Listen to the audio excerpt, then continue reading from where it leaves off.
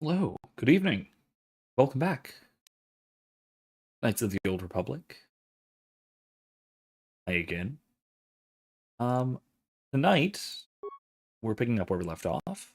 We're continuing on Manaan, the water world. And as the thumbnail would indicate, we're going to be getting into some legal trouble. That is what happens when one breaks and enters into a top secret military facility of the opposing bad guy faction.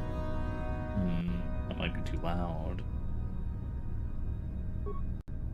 Ah, yes. Let's just turn the volume in general down just see if that works. Anyway, anyone feel free to let me know if it does turn out to be too loud. I'll do some introductions while my force power regenerates. If you recall, last time we ended with with quite the significant fight with like three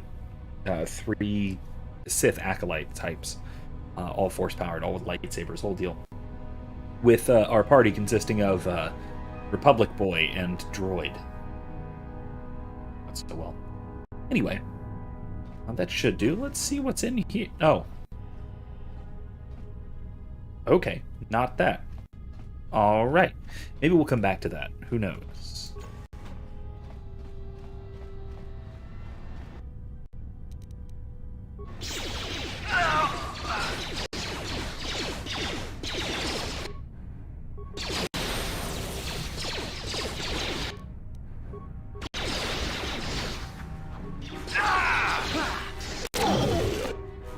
Okay, let's go. Whirlwind.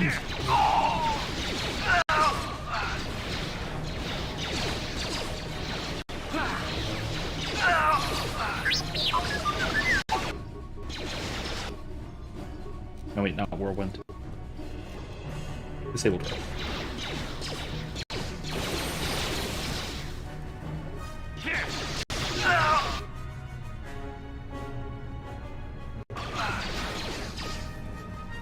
Let's go! Alright, so anyway, while we're fighting some civvies, I was just no more dour note. I was just happened across a meme about what I think is one of the more profound things that Jordan Peterson has often said.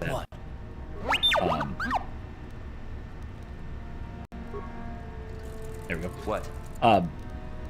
Which is talking about what happens when people so very often will try to construct something like a heaven on earth, or construct a kind of utopia, that sort of thing, and you see it in especially in science fiction. This is very, very common. That's a common trope of people trying to perfect the human condition through trying to perfect, by way of trying to perfect society, and it inevitably devolves into unspeakable horror. And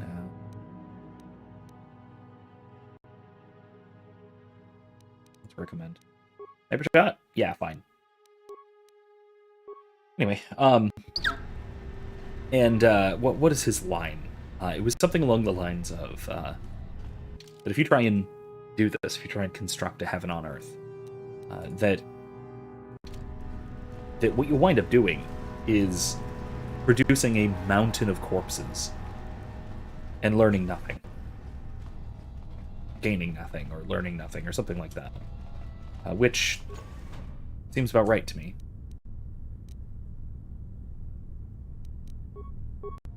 If I can recover this, I'm gonna need the droid.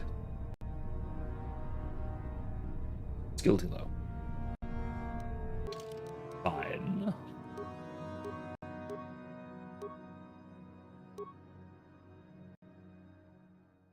Adds +4 demolitions. That'll work. How about now? Here we go. Anyway, it's one of the, I think,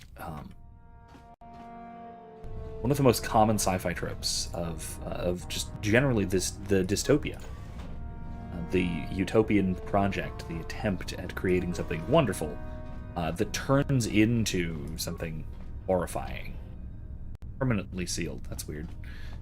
And you usually find this sort of thing. I mean, you find this sort of thing going back in what we would call science fiction, but we could just also reasonably call storytelling in general.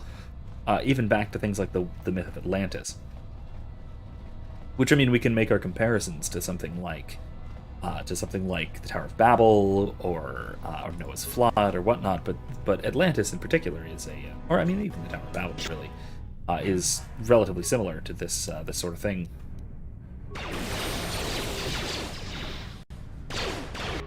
Time to rumble.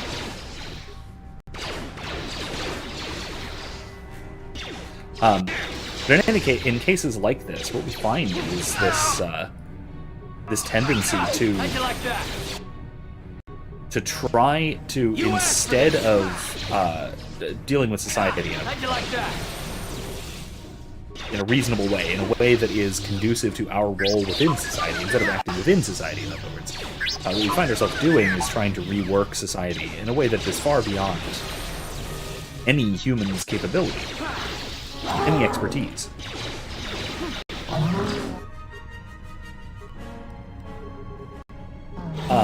And we even see this, another great example of this is Plato. Plato, who has a reputation, especially in the Republic, for utopian thinking, wound up making a utopian colony based on his political philosophy. How'd you like that? And it collapsed within, like, a couple of years. Is this still way too loud, or is it me?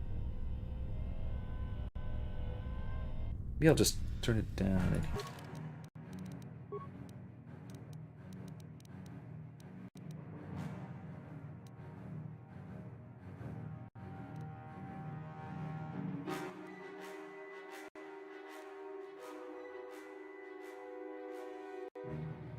Do that. There. Maybe that's better. I don't know. This is an unbelievably loud game.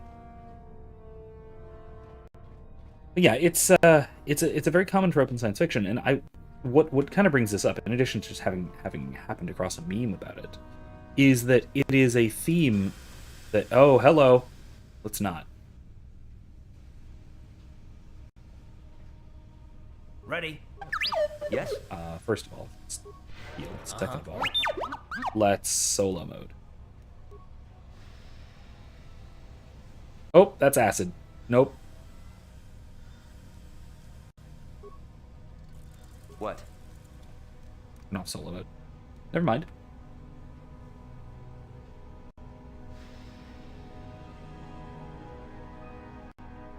Excuse me.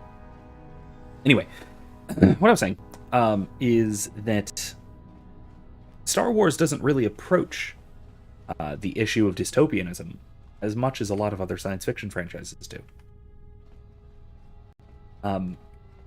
There have been little instances where there are civilizations and such that we see that collapse under their own weight, but it's not like they were, an attempt at utopia that went wrong precisely because they were trying to achieve unachievable perfection, that sort of thing. We have these various fallen empires. We obviously have the Old Republic, which collapsed, but that wasn't some utopian vision. Neither was the Rakatan Infinite Empire, the thing that we're slowly uncovering in this game. And transferred to an adjoining pressure chamber.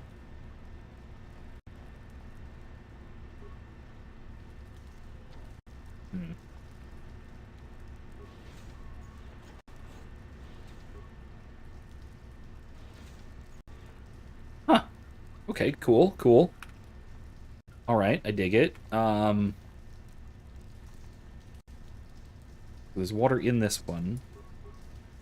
Warning, activating flow control may flood occupied chambers. Please ensure all receiving chambers are empty. No.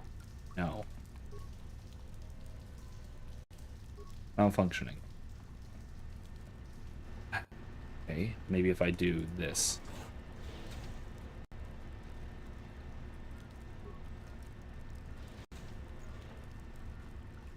And then, okay, no, that one's empty.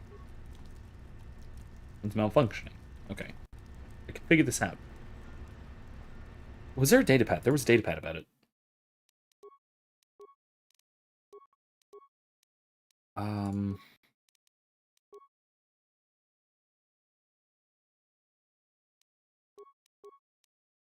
Oh, where is it?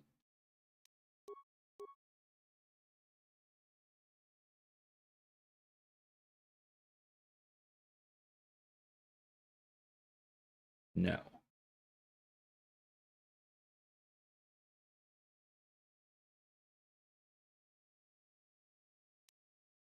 Under Hasek, in regards to the system in place to cycle water from the ocean to the thermal heaters, what were you thinking?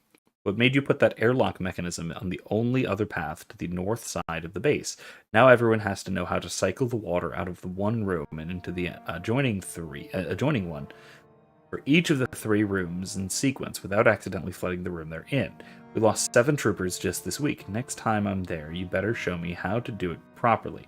I can't afford to lose any more of my aides while trying to get to the cell calf. Adjutant. Sorry, sir, but we had to change the pump mechanism since one of those fish people swam into one of the intakes outside. Oh, that's horrible. The external flow controls push the water into the chambers north and south only now. The flow controls on the inside wall switches the water between the sides east and west. External flow controls push the water into the chambers north and south. The flow controls on the inside switch the water between east and west. The trick now is to push the water to the north and south extremes, then switch the water east-west and walk through. The meters by the flow control panel show if there is water in the adjacent room. We've also installed lifeform detection sensors, so there shouldn't be any more aid problems. We're trying to get the system passed as quickly as possible, sir, but the Cellcath authorities monitoring our base have made this much more difficult. Okay, the trick is to move it to the north and south extremes and then go east-west.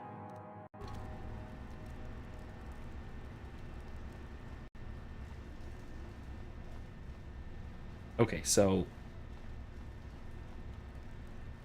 it's in...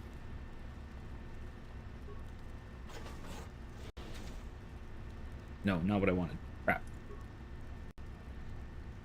These, so the external ones go north-south. Ones inside go east-west.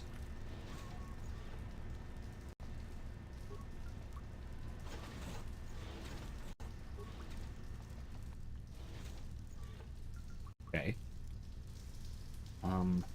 Warning. Activating flow control may flood occupied... No. Wait, no, that's fine. That's fine. That's fine. Yes. Warning. Activating... Warning.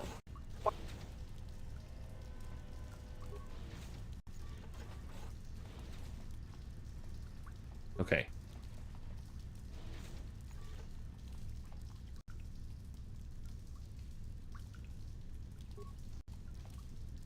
Warning. Yeah, we're fine. I think we're fine. We're fine? Yeah, we're fine. It's gonna be a pain in the ass to get back through, but we're fine. Alright, cool.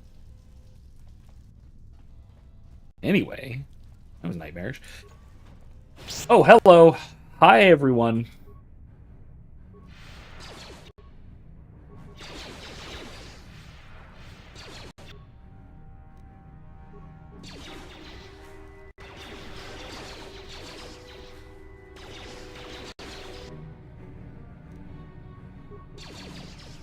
Ha! How'd you like that?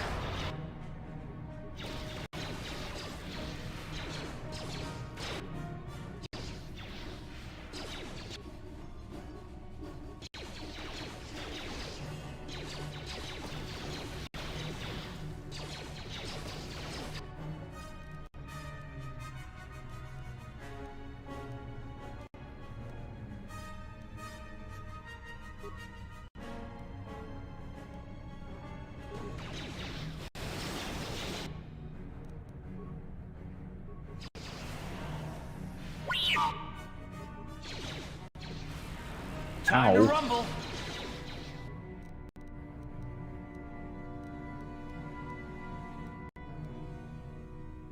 Okay.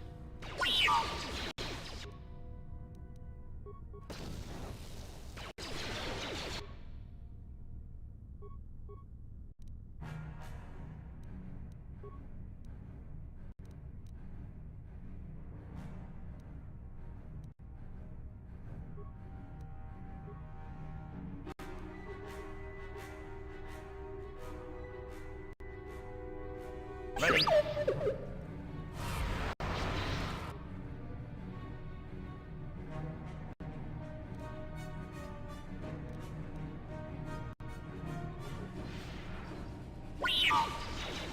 Down you go! Oh.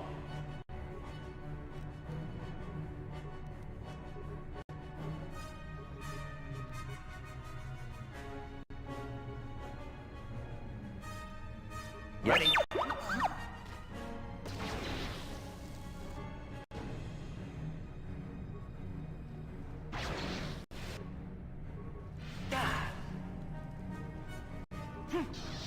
How'd you like that?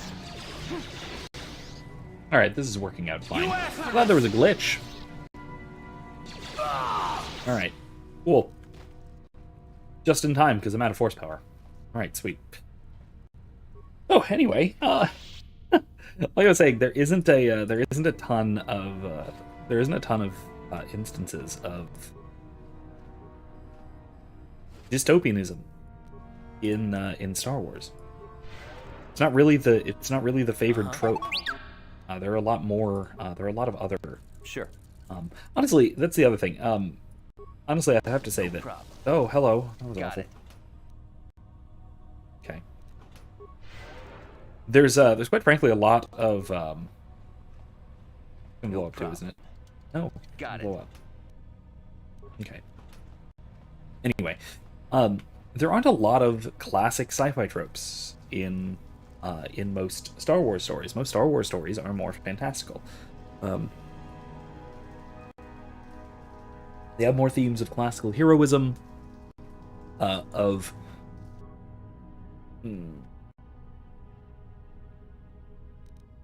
classical heroism, themes about religion as well, obviously.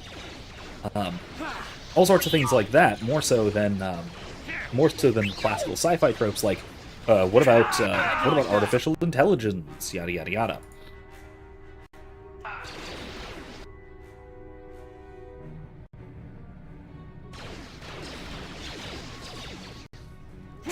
How'd you like that?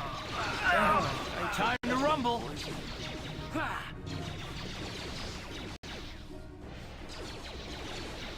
I mean, there's droids in Star Wars, but very, very seldom do we see them do anything. Very seldom are issues raised about their potential sentience and their moral significance and stuff like that. Bit of a shame. I almost want to see more of that. It was sort of touched on in Solo with L337, but it was done really ham-fistedly and kind of poorly, in a way that I wish that had been done better. There's potential there that I think was squandered on a joke character.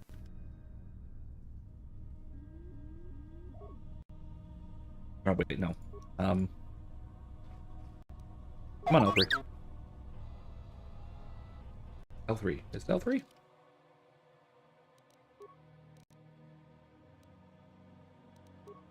T3. I was thinking of L337 now. I couldn't remember what T3's name was. Alright. Slice in for free. View East Barracks. Kill people in there. Overload the power conduit. Costs nothing. The computer skill is just so high. Security room. Okay. I go disable the force field. That's free. Now,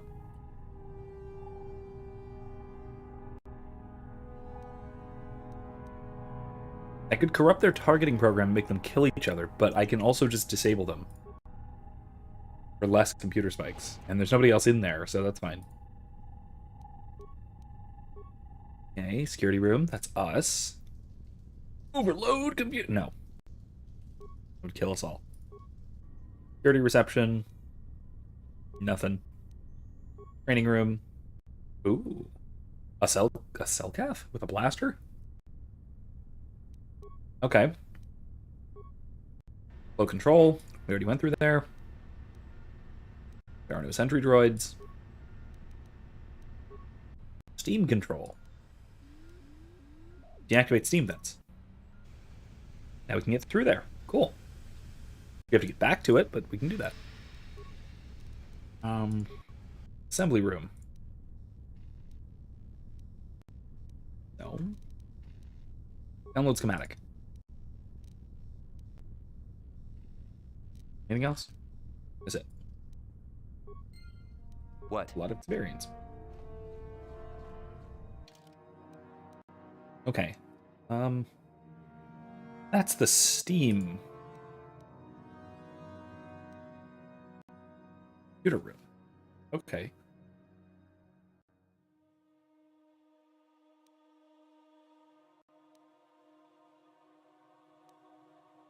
I'm gonna try and not go that way. I'm gonna try and go through here.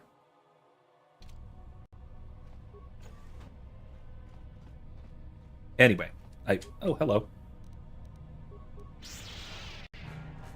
Some of the other things that I mean, obviously, I was having a little fun with the trial stuff in the news with my thumbnail for tonight. But otherwise, there's tons of stuff that's been going on in the news lately that's also worth discussing, worth talking about. Probably most notably, I saw pretty recently. When was this? A few days ago. That there was an assassination attempt. That didn't go very far, obviously, but still a thing. On Justice Brett Kavanaugh.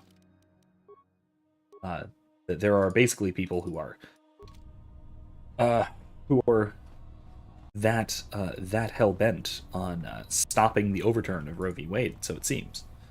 Now, I will say, I mean, there are two caveats on this. Let me put it this way. One, a lot of these types of terror plots are staged. They're not, I don't know about staged, but they're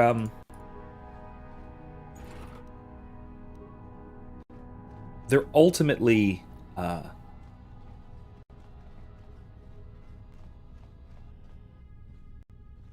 let's say planned, or at least spurred on, or even entrapped by alphabet agencies, FBI, maybe CIA, probably mostly FBI. And we know this. We have evidence for a lot of these kinds of things. We have direct evidence that that's what the attempted kidnapping of Gretchen Whitmer was. That was explicitly an FBI plot. So, you know, it's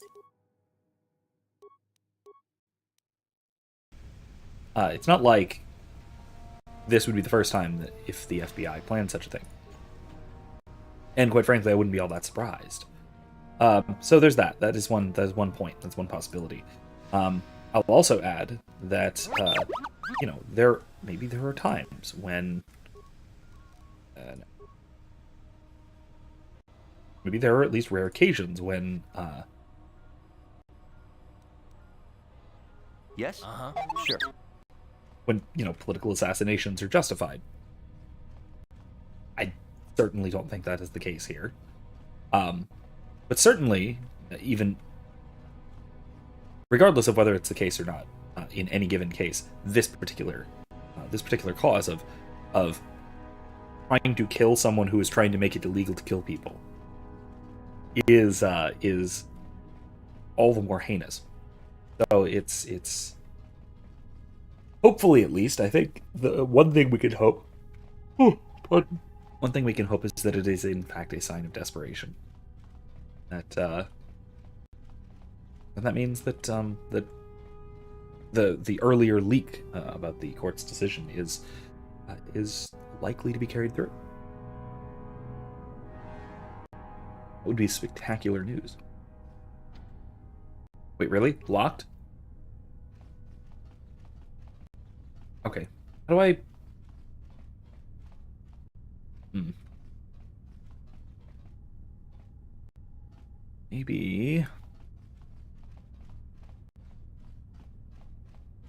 got to be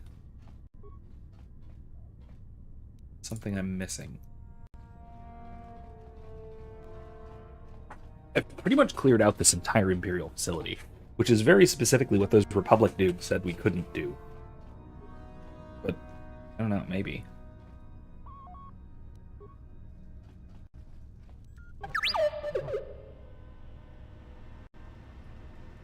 But where am I? Wait, whoa, whoa, whoa, whoa, whoa. I went completely the wrong way.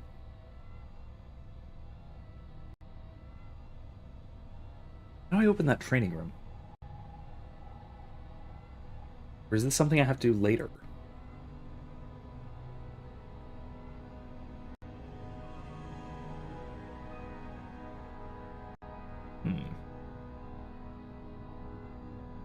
Don't actually know. Interesting. Let me see. Let me see. Slice computer. Training room. Yep. Okay, that's two. It's a Sith and a Cellcath. Nothing. It's assembly room?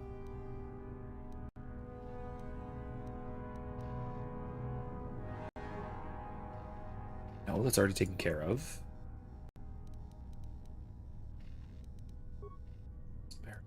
Oh.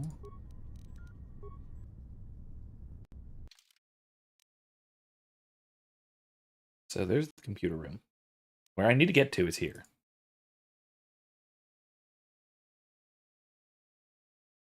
I mean, I don't technically have to get to here.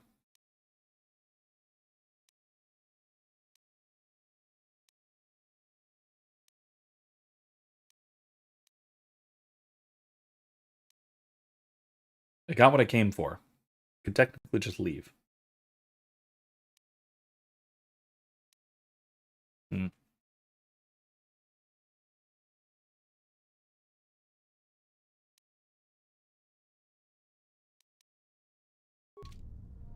Yes?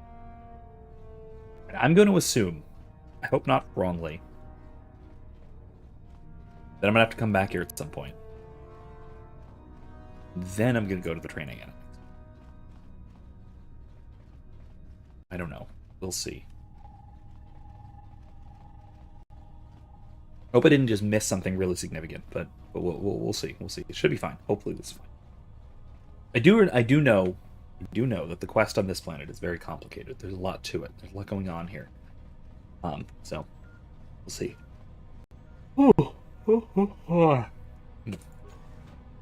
Let's go. Yeah, I know. Come on, where'd you go? Ready. Yes?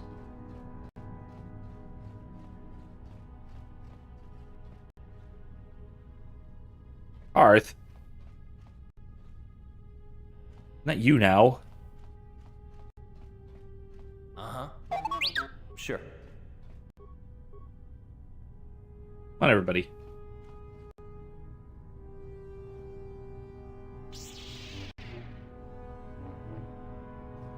Okay, let's go. Jesus. That was silly. Anyway. Well. New stuff aside. I must gather my... It's coming. Anyway. New stuff aside. I've been following but not watching Kenobi, let's say. I've been overall quite disappointed. You there, human, you have been placed under the arrest of the Otto City Civil Authority. I've done nothing wrong. Well, the Sith Embassy is considered sovereign territory of the Sith Empire. You have been monitoring an alarming number of weapon discharges and detonations from within the base. Inquiries to the staff of the embassy yielded no response. It would seem that such contact had been cut. While cameras recorded you entering the base shortly before contact was lost and fighting apparently began. It is the conclusion of the Otto City Civil Authority that you are responsible for the disturbance here, and you are hereby placed under arrest. You will come with us to await your trial. As material witnesses, the individuals who accompany you will be detained at your vessel, and the vessel itself prohibited from leaving Manaan. You will leave now. Now, do not attempt to resist, or we shall resort to overwhelming force. I mean, that's not that overwhelming. I am a Jedi. It's probably overwhelming, but... Greetings, human. I am Wallace, and I have been selected as your arbiter for the duration of your trial. Arbiter? Yes, Arbiter, the one who defends you before the judges of the Selkat people. I will endeavor to prove to them that you are not guilty of the heinous crimes you are accused of, Off-Wielder. See, this is why I have the thumbnail, what it is. What have I been charged with? We've been charged with initiating violence within the Sith Embassy, murdering members of the Ambassadorial Commission of the Sith Empire, and disregarding our own laws regarding violence in Otto City.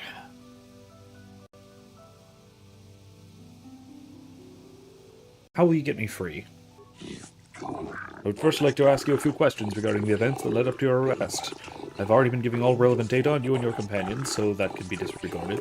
For what reason did you enter the Sith Embassy? I had authorization to enter. Indeed, I find that unlikely, Off-Worlder, but perhaps the judges will be more sympathetic to your view. What is your prior association with the Sith?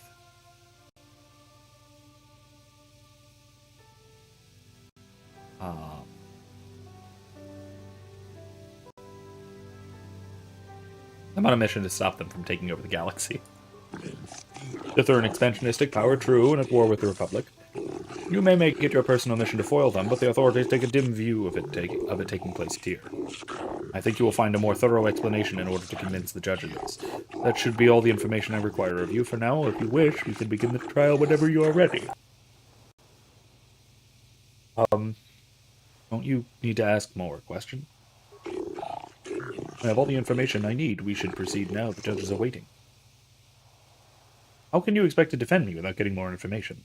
I think this trial is relatively straightforward. It should be obvious to the judges what has transpired. Let's get it started then. Very well, we shall proceed to the courtroom. I really hope there's basic speaking people as part of the trial here. Well, your high standing among the off-wielders on Manaan may bring you some leniency from them. Being a successful swoop rider brings you no credit here, human. You stand accused of the grievous murder of many Sith. Extensive property damage to their embassy here. How do you plead? My client pleads not guilty, Your Honors. Yeah, continue. But the record showed that the trial has commenced. Presiding are judges Shalkar, Josa, Alashekan, Ota, and Dula. This trial is to determine the culpability and punishment for the individual in this recent assault on the Sith Embassy. Given the severity of the trial, we can dispense with the normal formalities of the court and proceed directly. You have pleaded not guilty. There were reports of weapons fire and detonations from within the Sith Embassy. You were seen entering and leaving the embassy. Sith have not conferred with the authorities about this matter, but from all available evidence, it would seem that you are the source of the disturbance. My client was there by circumstance, not involved in the disturbance. Sure, yeah, okay. This is merely a mistake against a person who was there in the wrong place at the wrong time on legitimate business.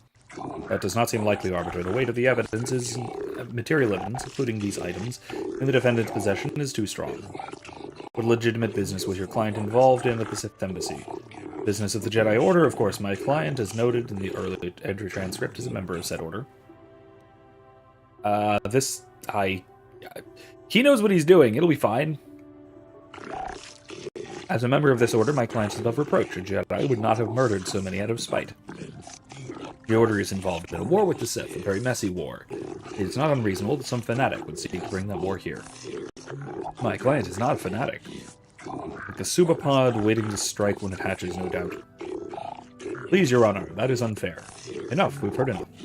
Your explanation is not good enough, Arbiter. You have failed. There is more than enough evidence to convict this criminal. Please, Your Honors.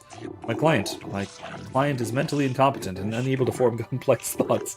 Please, I throw my client on the mercy of the court. Okay, whoa. Your client is not so incompetent as that, Arbiter. I wish to dismiss my Arbiter. Is this true? Do you not wish to retain my services? I will defend myself. As my client demands, I shall retire. As you will. Now then, what is your explanation for being at the Sith Embassy?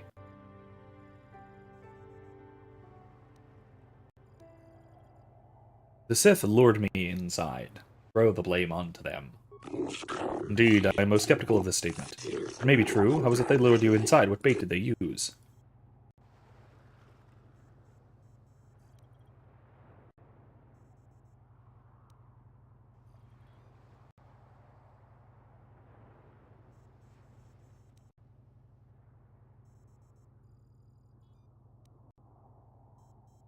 I was there for diplomatic negotiation.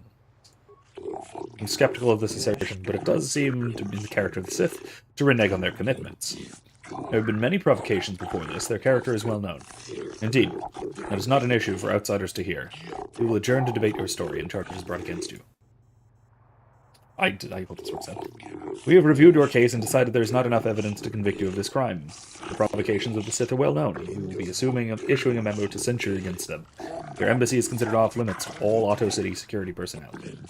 No calls or incidents from their base will be attended until this matter is dealt with, as they are no longer subject to the protections of Selkath law. You've been found innocent and may leave as you desire. This trial is now over.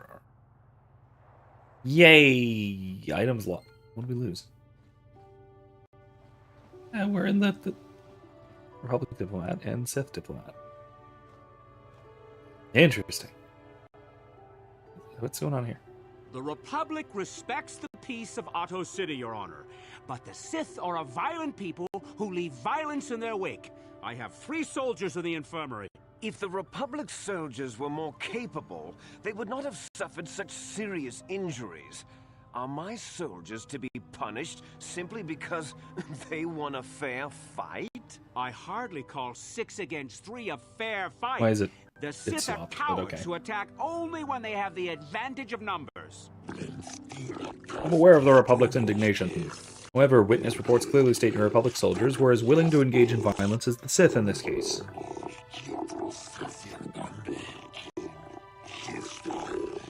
They were provoked, Your Honor. The Sith goaded them into this fight.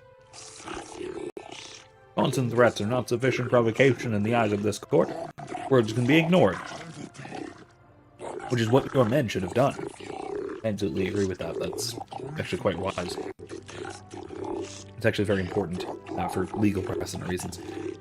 I find both the Republic and the Sith to be equally at fault for this breach of the peace. I should throw all parties involved into the Otto City jail. Since no Selkath were harmed in this conflict, I will show mercy, levy a fine of 10,000 credits to both sides. Court is dismissed, though I warn you that further disturbances will not be viewed with such leniency. Okay. Well. I'm sick of hearing about Manaan's neutrality.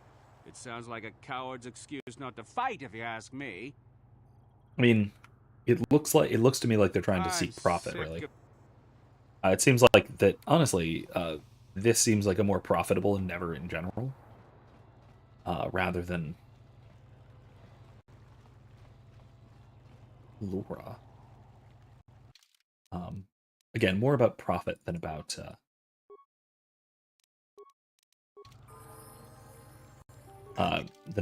any principled stance one way or the other, or practical stance. I mean, it's not even a pragmatic stance, really.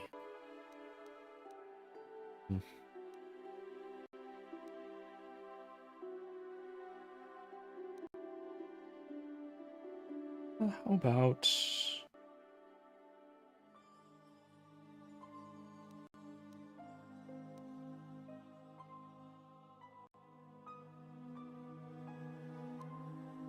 increase his support powers.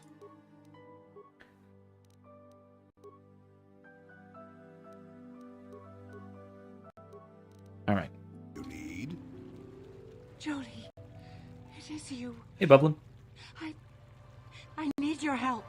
And Laura, of all the people, how did you even know I'd left Kashyyyk? I didn't. Nobody knew where you were, not even Sunry. But I heard the Selkath mention you and your friends. The Force has brought you to help us. Why? Whatever could be the matter, my dear? It's horrible, Jolie.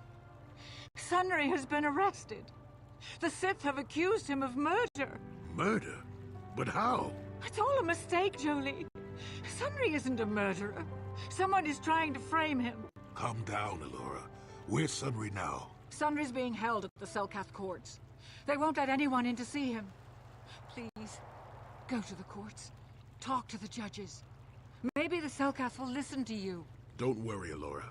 We'll get to the bottom of this and help Sunry. Somehow.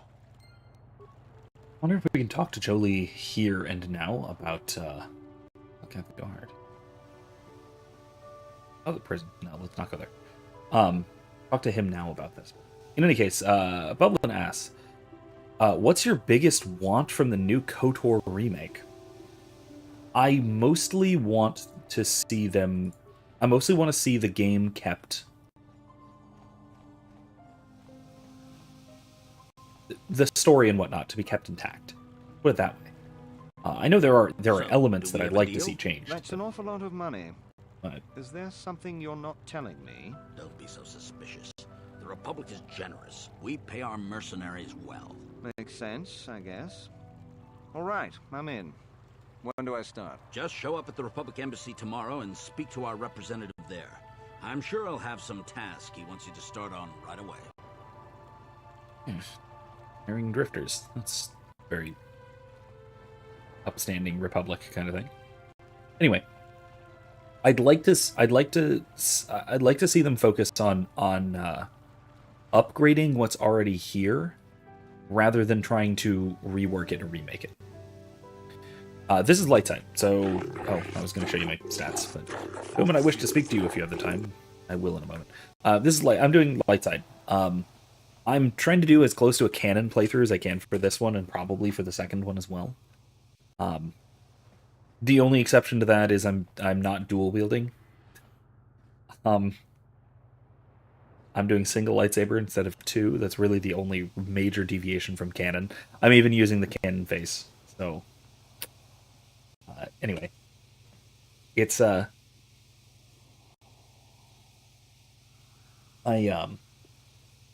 like I said, I really think that I'd like to see the good elements of the game maintained, the story and the world building and all that stuff, while fixing a lot of the quality of life stuff, the gameplay issues, the redundancy of side quests, that kind of stuff. I really want to just see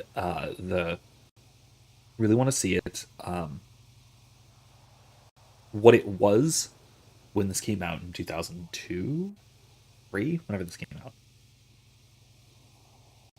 That made in a way that modern players can really enjoy more than we can with this one. Because honestly, I'm playing this and I'm having a great time with it, but I'm mostly having a great time with it because of the story and the world building. Things like... Because remember, this is 2003. This was built in a time when text-based RPGs were still pretty common. This was an immediate follow-up to Baldur's Gate 2, I think, which was entirely text-based. I don't think there was any voice acting aside from combat shouts and things, if even. It's been a while. But because of the limitations of how many voice lines can you record realistically, both for budget reasons and then also just the size of the game, what can you fit on an Xbox disc, things like that. That is the largest reason, the primary reason why so many aliens don't speak Basic. And it's because they didn't want to or couldn't record and store that many voice lines, things like that. Stuff like that, little touches, little polish points that would just up the quality of the game exponentially, without really messing with much of the story things. If anything core, if any major components I would like to see changed, it would be expanding a bit. Expanding the world, expanding the environments and that sort of thing, maybe a bit. So there's a little more areas to explore, more people to interact with, that sort of thing. Expanding outwards just a bit from what's already there.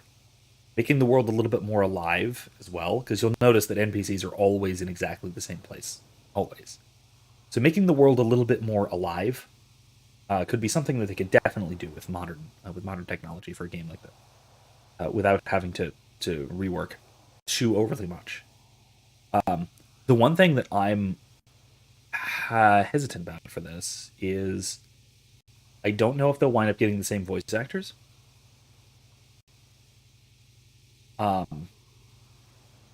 and I don't know if they're going to want to do a voiced protagonist. They do a voiced protagonist, that could be a problem because of there are so many different dialogue options, and that's honestly why they narrowed it down to the dialogue wheel when they moved from KOTOR to Mass Effect, and when they moved from Dragon Age Origins to Dragon Age 2, they narrowed it down to the dialogue wheel so you could have a voiced protagonist, so you don't have to have so many different voices recording so many different dialogue lines. And why in something like because in each dialogue tree, there you can have as many as you want because it's all text. You don't have to worry about recording a bunch of voice lines. So yeah, it's I do kind of like the non-voiced protagonist, the silent protagonist, for a game like this. Ooh. And I just hope that the modern gamer would forgive a voiceless protagonist in current year, or whenever it comes out. Oh, Final Fantasy VII Remake might be good. Maybe. They could. The issue with that, I haven't played it, the remake, but I've heard a lot about it. I've read about it. I've watched some playthroughs and things. Is that they're taking the story of the original, but going in a somewhat different direction from it, and integrating that into the mechanics of the storytelling. And that's interesting because it does make it so that people who played 7 originally can enjoy this new one as a new experience, as something different, with new twists, new turns. And that could be interesting for something like this, but I don't think they could tie it in as well. Unless they did something really wacky, like World Between Worlds, or integrating, or deciding to make this is the canon version, the like new canon version, or something like that. Oh gosh. More full than I expected. Sorry. Something like that, maybe. Maybe they could get away with it. But I'd be a little apprehensive about major changes to the story like that.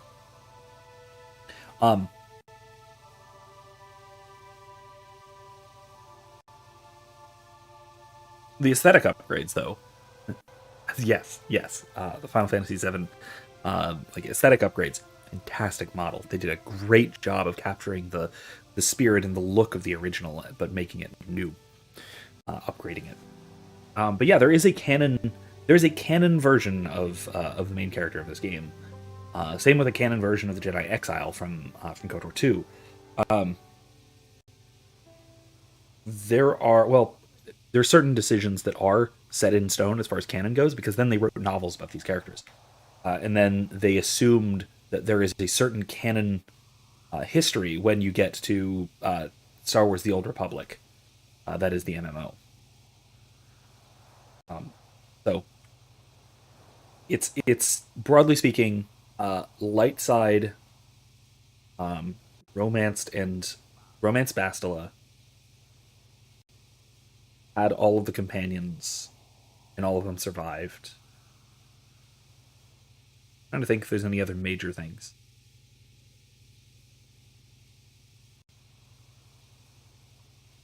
I don't remember if there are any other major things. Major. Helped the helping the people in the Undercity of Terrace, helping them find their promised land. That actually becomes the canon version. So that's neat. There's reasons for that, and it's really dark and it's really morbid because they go and they find it, but it's an irradiated wasteland because the planet was just bombarded. And they slowly die off. It's horrifying. Greetings, human. My name is Nico Bois. I hope you are enjoying yourself here in Otto City. Our floating city is beautiful, is it not? Truly a wonder to behold. Oh, too gracious, human. The beauty of Manaan is delicate. Our ecosystem is complex and fragile, and I fear for the preservation of my planet. What are you talking about? There's a task I would ask, human. Jedi. Fear there is nowhere else I can turn. What do you want me to do? Rest assured, there will be ample reward for this, human. Only require information, nothing more. The Republic has been hiring mercenaries, more than usual. With the incident with the Sith base, though recent, one cannot help but wonder. As an official of the Selkath people, this is of great concern to me. I only seek the reason for this change in Republic policy. Why do you need me for this? I cannot trust anyone else. The Republic obviously wants to keep their secret, and I have inquired often as to their purpose and been rebuffed. The Sith cannot be trusted to give me an accurate report of events. They will twist the truth so it furthers their own goals. The mercenaries are well aware of the high wages the Republic is paying. They would not report anything that might slow the flow of credits into their accounts. Uncover the truth behind the Republic's actions, and I will pay you 500 credits. I'm uncomfortable with spying on the Republic, but yeah. if we could assure the Selkath that they mean no harm, then perhaps it might be worth it. That's a good point. Please, see if you can find the answers I seek. Find why the Republic is hiring so many mercenaries. Find where they're going. Find why they do not return.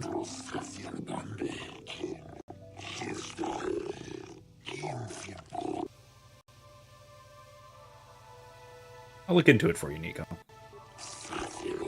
Once you discover some information, please come speak to me. Believe it or not, I'm a friend of the Republic. Whatever the truth, I shall do my best to protect the Republic's interests and those of the Selkath. Not sure I believe that, but okay. Greetings, human. My name is Shayless. I've heard you may have had some part in the incident at the Sith Embassy recently. Is that true?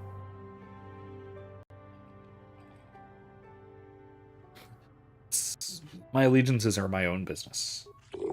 You're wise to be so guarded, human. My sources are rarely wrong, and they have informed me that you are no friend of Malak's people. Though I suspect we have little in common, human, I share your dislike of the Sith. They have brought grief to my family. I'm no fool. I know the Sith do not respect our laws as the Republic does. Were it up to me, I would do everything in my power to aid the Republic in the war against Malak. But intergalactic politics stay my hand. Still, I know the Sith are evil, and I fear that what they will do to my people, and what they may be doing now. What are you talking about? Many of the Selkath have vanished, human. Most have gone missing on the cusp of adulthood. The youth who will someday leave this planet. My own daughter, Shasa, is among those who disappeared. Those disappearances coincide with the arrival of the Sith, and I cannot dismiss the connection. The Sith are up to something, human. Something sinister. I can feel it. You want me to investigate these disappearances? I will give you 500 credits if you can uncover the fate of my daughter. They're the missing Selkath youth. Not much, but all I can afford. I have no official authority in this matter, and my personal wealth is not vast. There's no one else I can turn to, human. The Republic agents are too closely watched by the Sith, and the Otto City authorities cannot act without proof of Sith involvement. I'll look into the disappearances for you, Shayless. I cannot imagine where to begin the investigation, though I suspect the Sith did not act alone. Perhaps the Off-Worlders and the Mercenary Enclave know something. If you learn anything, human, report back to me at once. If you uncover the fate of my daughter and the other missing Selkath youth, I will reward you as promised. Okay, so this is why we need to go back into the we might have a position Sith base. within the Sith organization for one such as you. Your offer is pretty good, but I've heard some nasty things about you, Sith. Is it true you bombed Taris into dust? This is war. In war, certain distasteful acts cannot be avoided. But ask yourself this, when we win the war, would you rather be against the Sith or with us? You make a good point. And I've never turned down a job that pays up front. Excellent. Report to the Sith Embassy tomorrow for your assignment.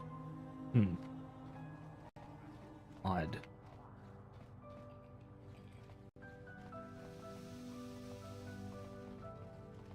Yeah. Let's see. Where to? Let's go to Outer City Central. Let's go back and give this data back to the Republic first, before we go and help Jolie. Then go back into the Sith base. Anyway, I was saying earlier about Kenobi, and the reason I wear yet another new, not new, very old in fact, but yet another Star Wars shirt that I haven't worn before, my Force Unleashed shirt.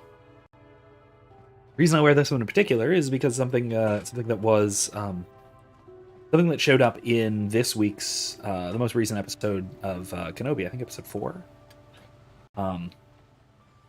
which was basically a play off of, or really a kind of so okay, there was a lot of talk about in episode 4 with the infiltration of Fortress Inquisitorius. Minor spoilers going forward. I'll try not to do too much as far as specific plot points. and like major developments for the show, if that matters for anybody. I'll try not to. I'll try to avoid some of that. But Hey, Tyberg, how's it going? the Sith continue to bevel the beauty of this watery world, but otherwise I keep well. Glad to hear it. Hey, this stuff's all for the Republic embassies, so can you just bill it to them? Of course, good sir. I trust the Republic to pay its bills completely.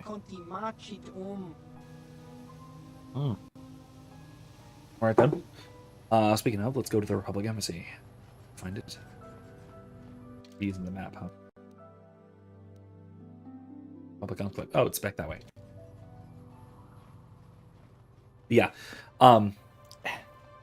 So there's been a lot of talk of them, like, basically stealing ideas from other Star Wars media. Games, mostly. I'm going to refer to The Force Unleashed, but we can also, more directly, everyone has kind of been talking about how they have taken a lot from Fallen Order. Which was the last time there was a major infiltration from underwater of Fortress Inquisitorius, followed by somebody holding back a big flow of water that then sweeps in and washes away a bunch of Imperials just in the nick of time, with a master and apprentice escaping Vader in particular.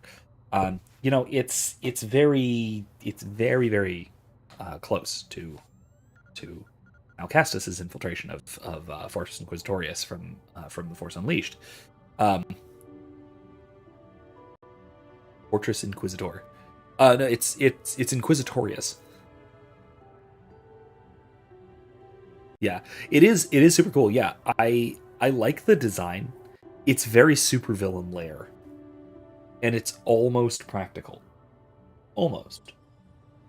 The impracticality of it really comes with a couple of things.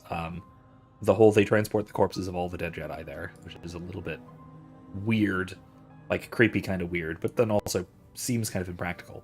But then the major impracticality of it comes up with this episode, which is that apparently Obi-Wan is able to infiltrate the base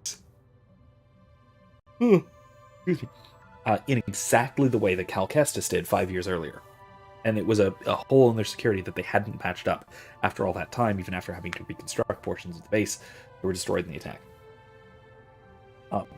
Also, the whole note, there aren't any shields. Yes, fine, it's the Mustafar system.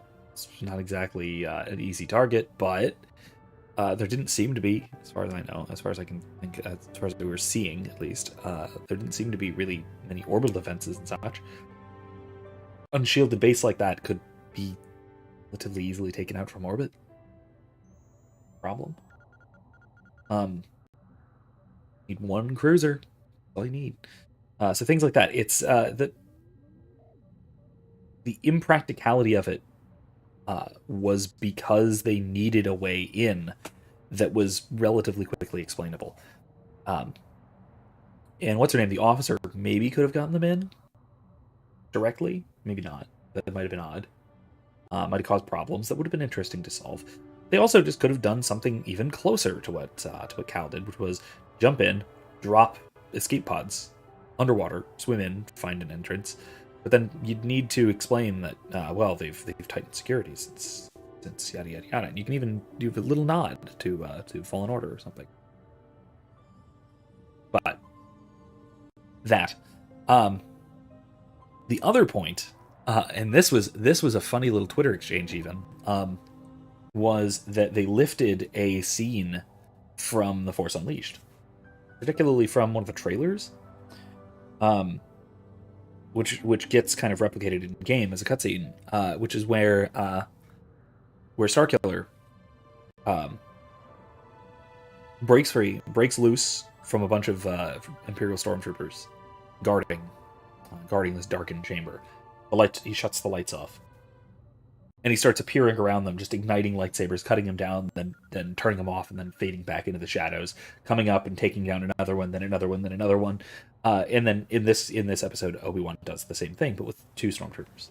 So it's in order to accomplish something, which I'll not go into.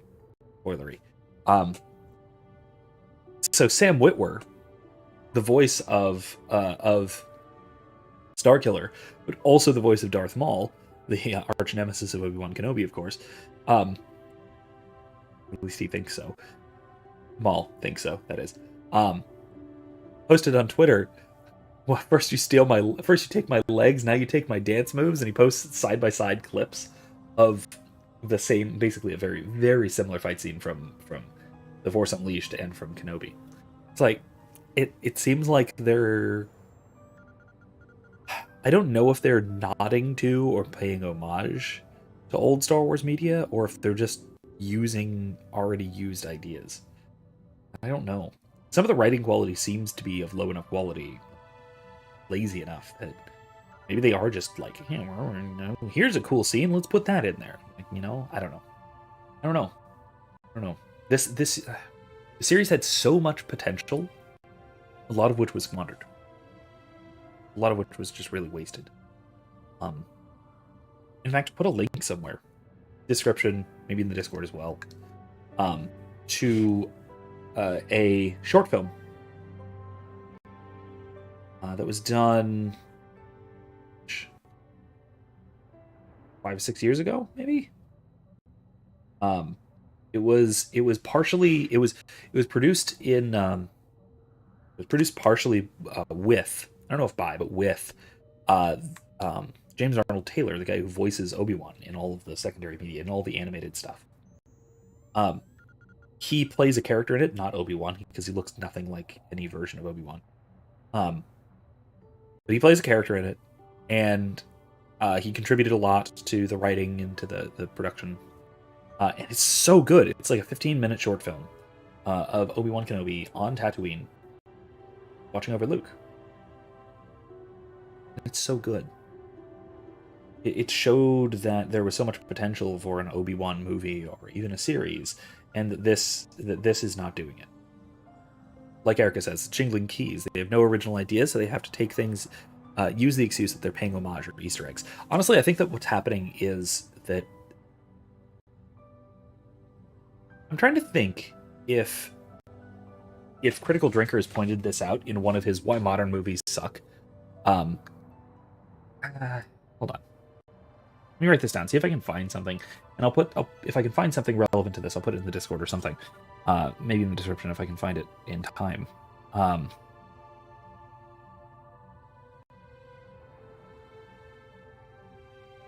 But it's a problem that I've been noticing. And I think I'm not the only one. Obviously not the only one to notice this. But that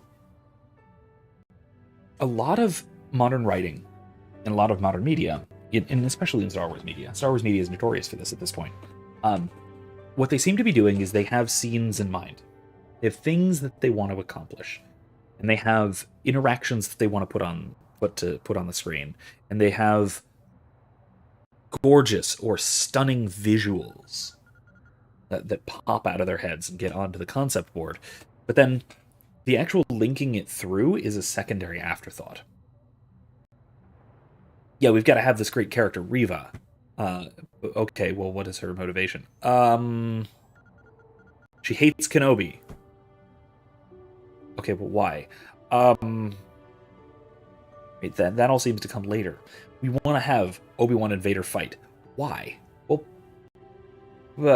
let's come up with a reason for it, right? The reasoning for it comes after wanting to have the scene. Like, wanting to have the scene of Obi-Wan seeing the dead Jedi in Fortress Inquisitorius. That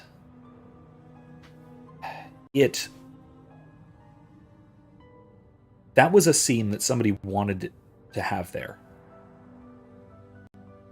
because it was going to be emotionally impactful. It wasn't there because it serves the plot in any way. So it's that scene that needed to be there, and so they just kind of go, how do we get there? Well, maybe Obi-Wan's looking around and he finds it. The Force leads him there. Something like that, you know? It seemed unnecessary. So, and this is why you have people who really like This is why you have such a stark dichotomy between people who really like a lot of this and people who really hate it.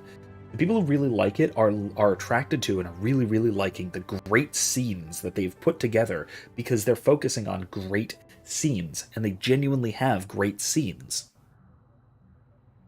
Because of course they do, that's their idea.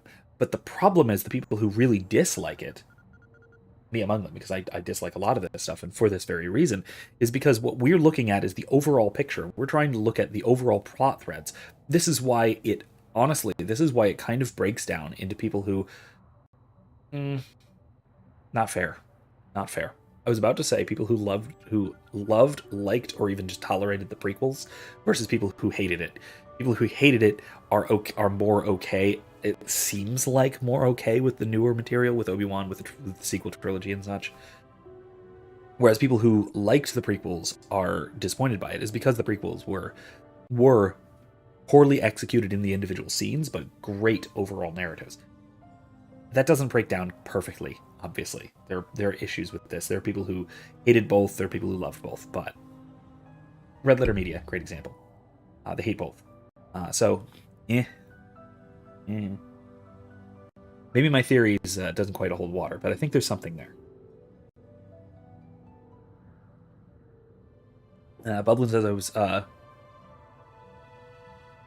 Oh, said a lot. Okay, sorry, I missed a bunch. I like The Force Awakens and The Last Jedi, but The Rise of Skywalker killed it for me. I really did like Obi-Wan and Vader meeting again. Felt like the sequel to Episode 3 I've always wanted. So I kind of liked... So I liked The Force Awakens when it came out, because I was looking forward to seeing where it was going. But now, having seen where it was going, I retroactively like it a lot less, if that makes sense. There were some issues with it that I didn't like at the time. The Republic being absolutely ridiculously stupid, for one. And also Han Solo being basically back to where he was when we met him in Episode 4. Those were my two biggest gripes with The Force Awakens when it came out. I liked that he died. I liked how he died. But I didn't like what led him up to it. At the time, even. But now, looking at where it all goes from there, it brings it down in my book quite a bit.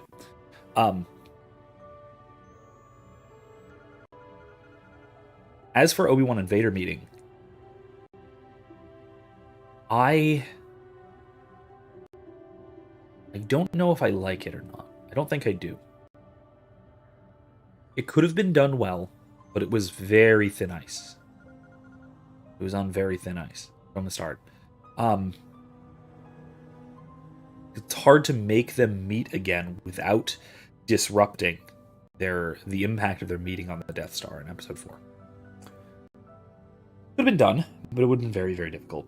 I liked the idea better of them either sharing or having Force visions and things like that. That might have worked better. I don't know, though.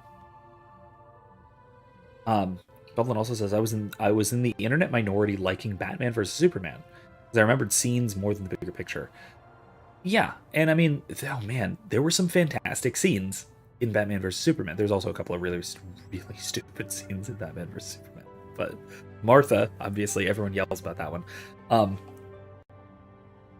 But also, like, stuff like Batman just, like, ripping apart the back end of a truck with a minigun. I was not crazy about that scene.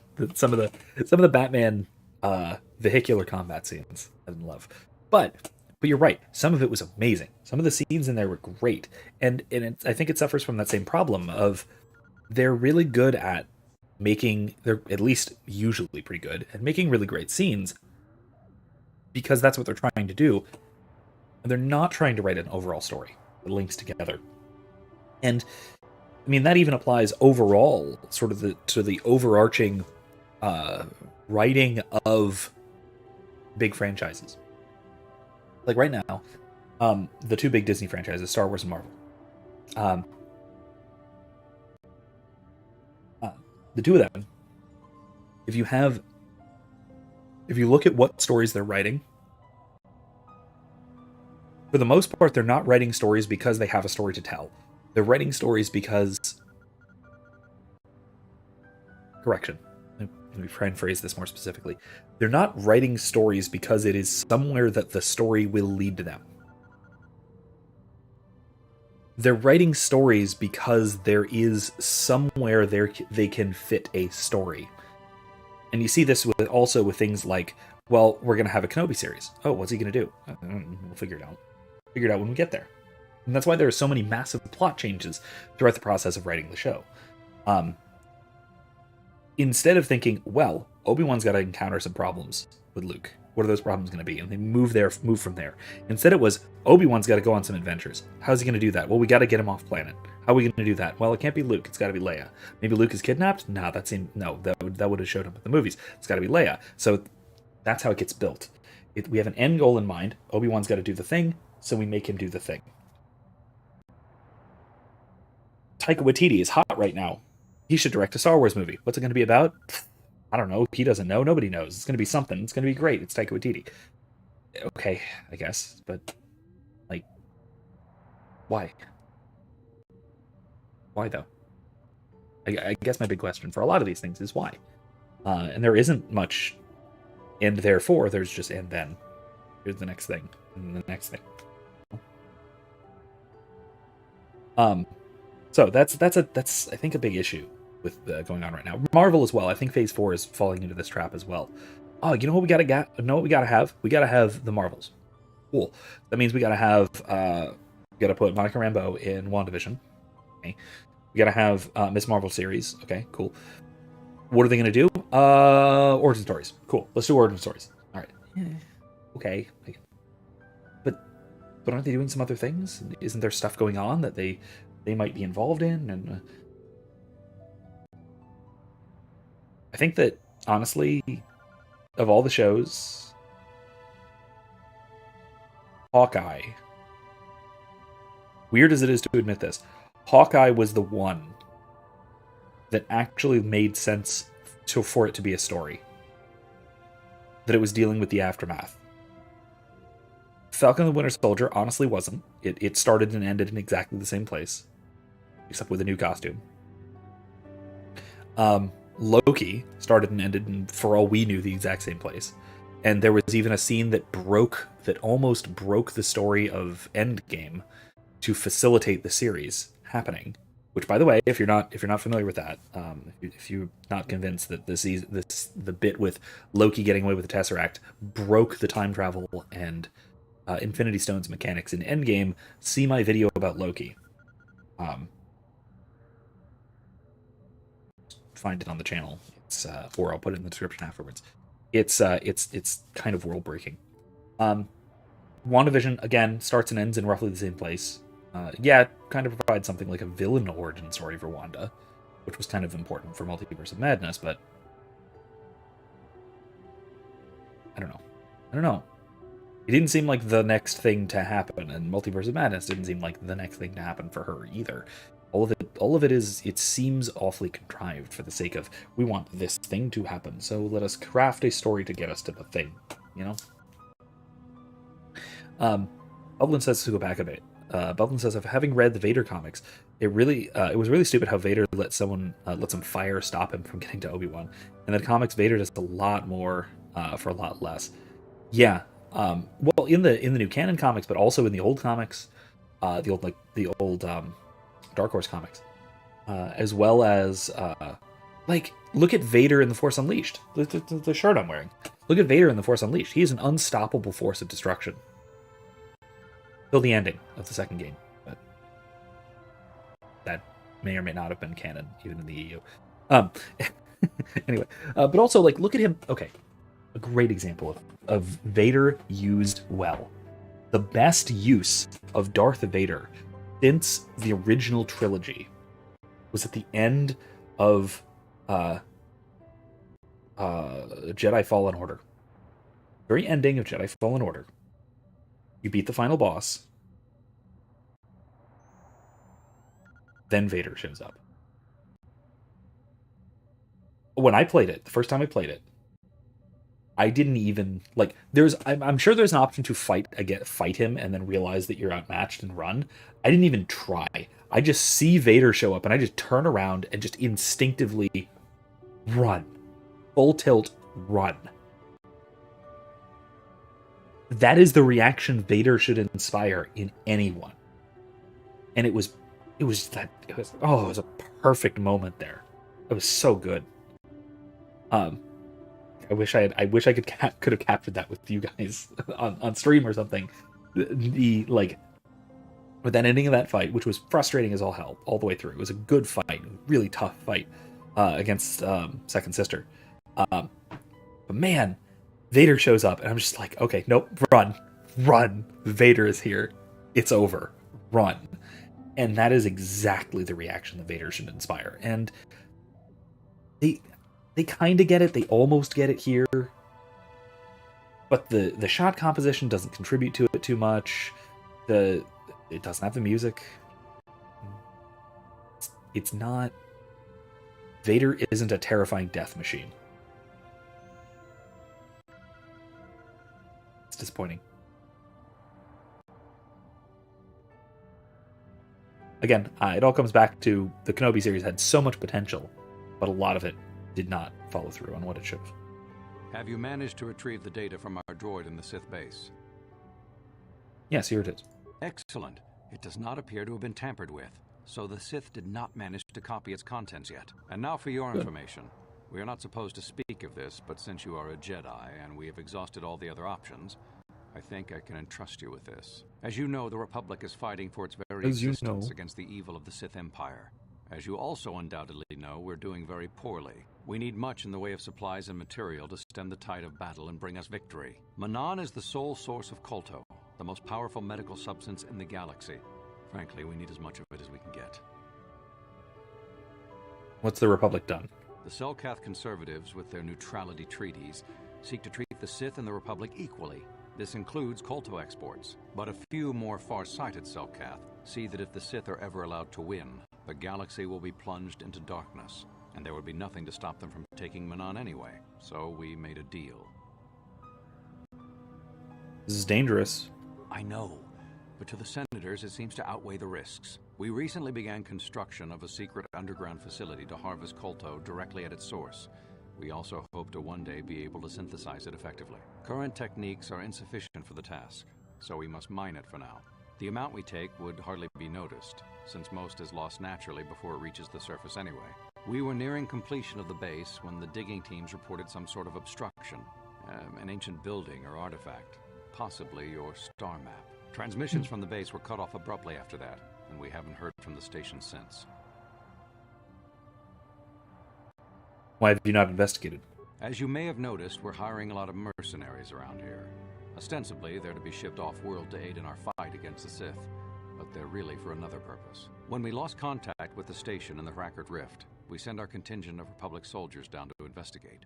None returned. We've tried hiring mercenaries and sending them down as well, but none of those expeditions have returned either. The reason we really sent that droid underwater, and the reason we needed its data back so badly, was to find out what happened to the Rackard Rift station. But now that we have the data back, our operation is in no danger of exposure to the Sith. And now I must live up to my end of the bargain. I will lay it down there for him. I will lay it down. I took the liberty of having a submarine prepared for your departure. Merely use this card to get past the door behind our Kolto packing room and enter the sub therein. It has been programmed to take you down to the station, and also to take you back up should you need something.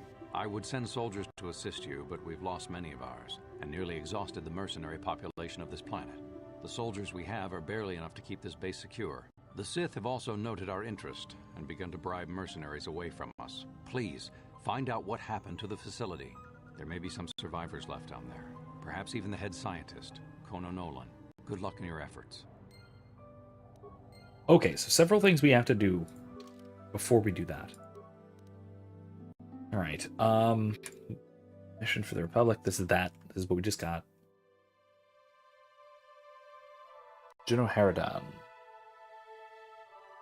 Yeah, not that. Okay, so we need to kill the Grand Slaver, Zulan Centaur, on Dantooine near the Noble Estates. Zulan will probably be near the land speeder. Yeah, let's go and do that. Go back to, let's go very shortly back to Dantooine. We come back.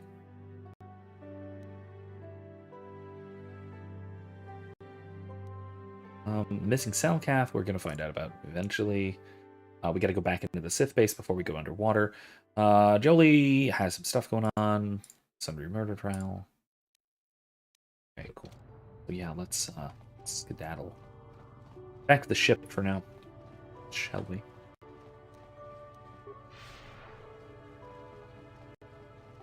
Wait, what? Oh, this is the hotel. My bad. All right. This way.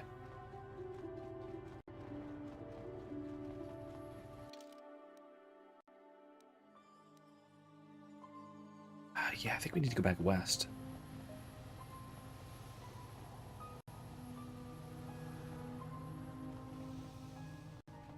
So you know how I said it'd be cool if they expanded the worlds a little bit? Yes, but also make them a little easier to navigate, because holy crap. This is a little bit difficult to keep track of, quite frankly.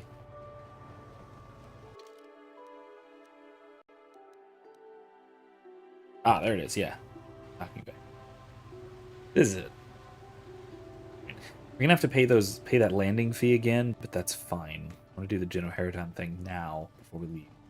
There's a bit of a point of no return after leaving Manaan. So I don't want to lose out on that. I don't want to lose out on any quests that we otherwise would need to do.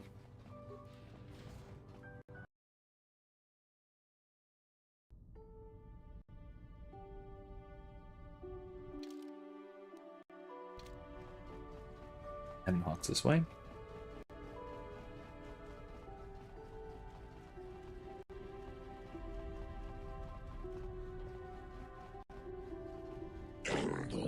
Leaving the auto security zone. Embassy activated. Got it.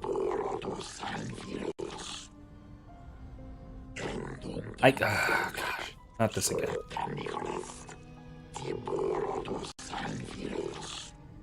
Really? I know.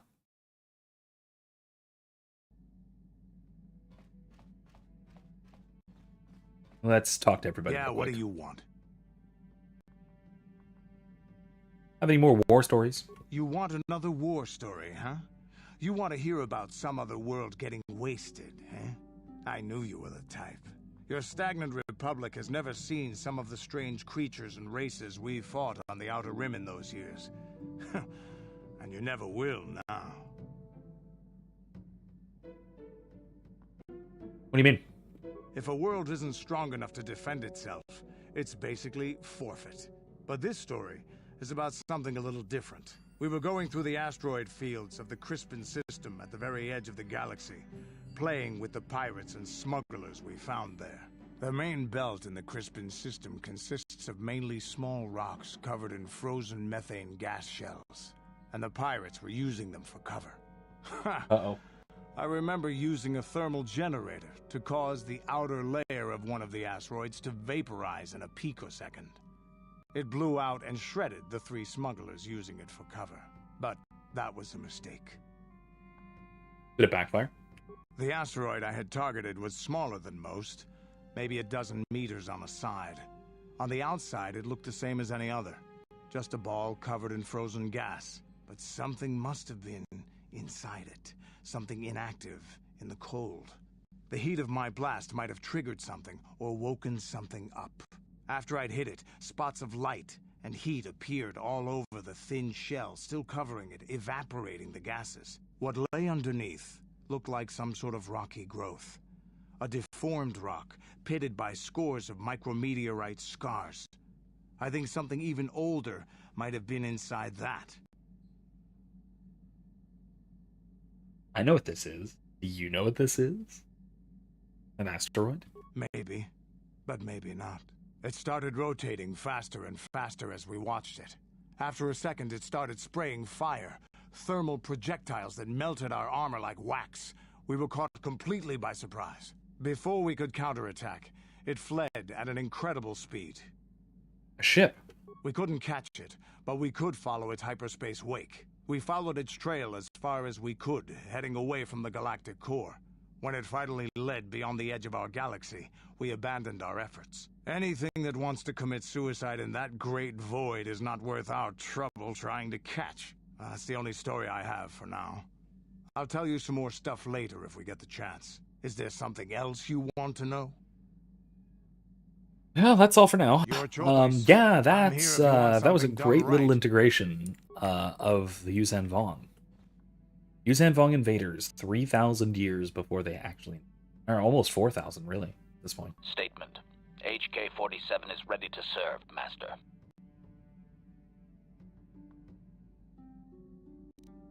Hold on. As you... Let me change my equipment and then try and restore some.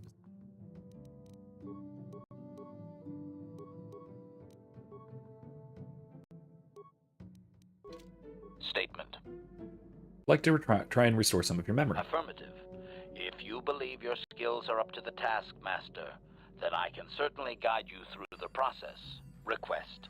I only ask that you be oh so very careful, Master. I am too valuable and well-crafted to perish at the hands of ineptitude. Let's get started. Statement. As you wish, Master. The first stage is the simple one, and that is accessing my central control cluster. This may take a while. First, you will need to open 3 panels. No! What are you doing, Master? That is my motor core. Stop! Ah! Supplication. Perhaps it would be best if you desisted your efforts for the moment, Master. This seems to be going nowhere. Darn. Alright, we'll do this later. As you desire, Master. I cannot help but claim a small amount of relief. Signing off. Darn. That's a shame. I don't think we're ever going to do this, because I don't think we're ever putting more points into repair. Kind of a shame, but oh well. Opila. Massive criticals. Ooh. Bolt deflection bonus. That's nice. Also extra Bondar. What's this do? Ooh, it's stunned. Oh, it adds stun effect. Yeah. That's good. I'm actually gonna switch out the Opila for the Jiru.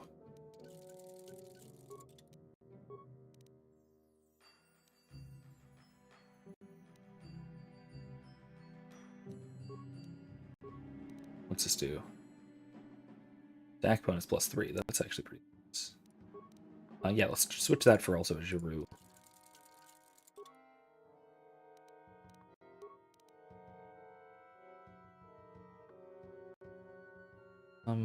Attack.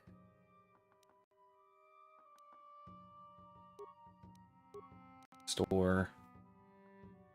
Attack bonus and keen.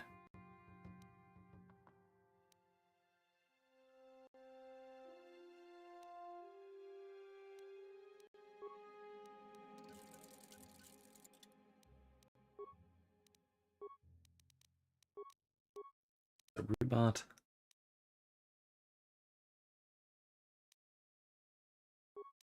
That and Master Criticals.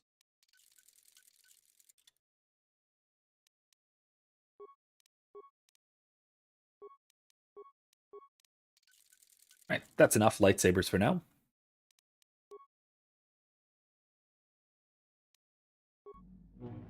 Alright, that'll do.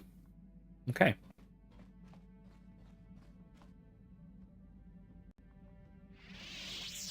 Alright.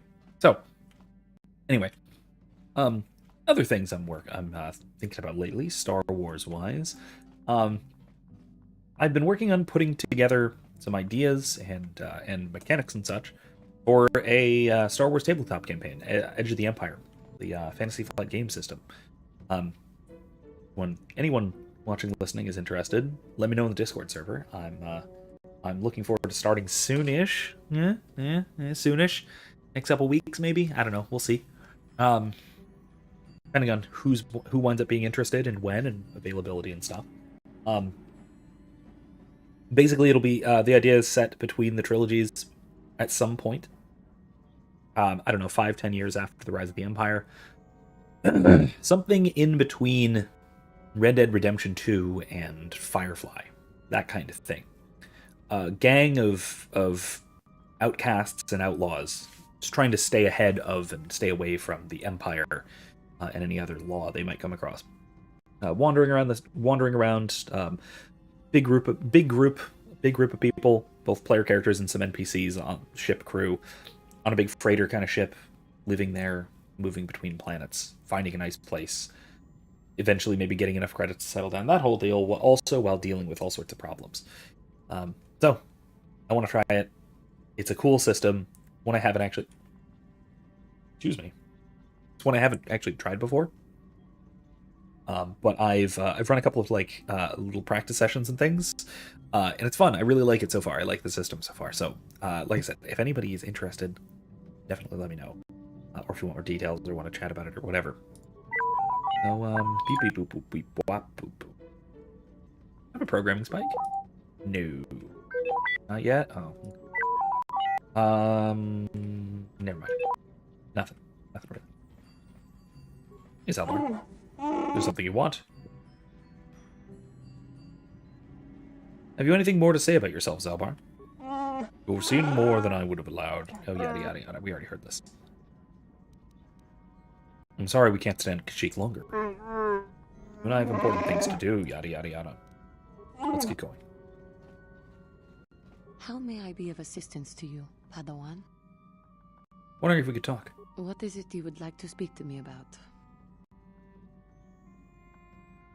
What are you thinking about? I have been thinking much about our journey, and I am grateful and honored that you have accepted me with you. I am not used to such unbiased acceptance from one who is nearly a stranger to me. We Cathar do not make friends easily, or for long. Even on Dantooine I remained alone. Not ostracized exactly, but separate.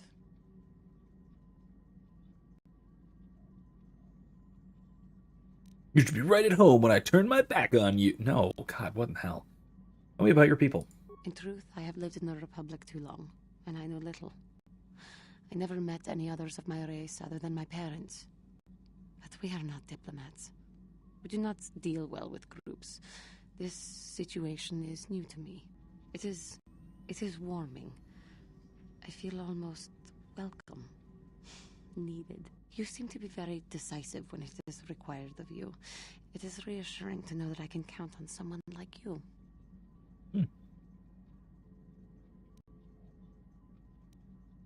We're all in this together.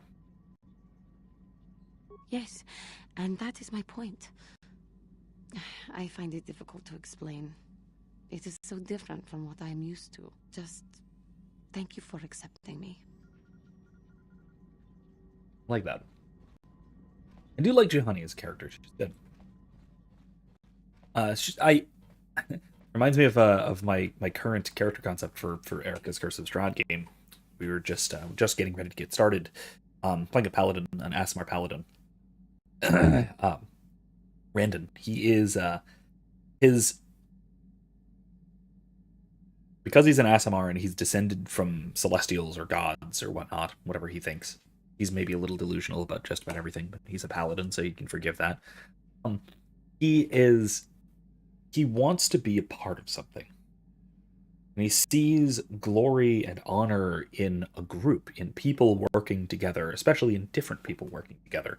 So he's obviously very lawful good, like the pinnacle peak of lawful good.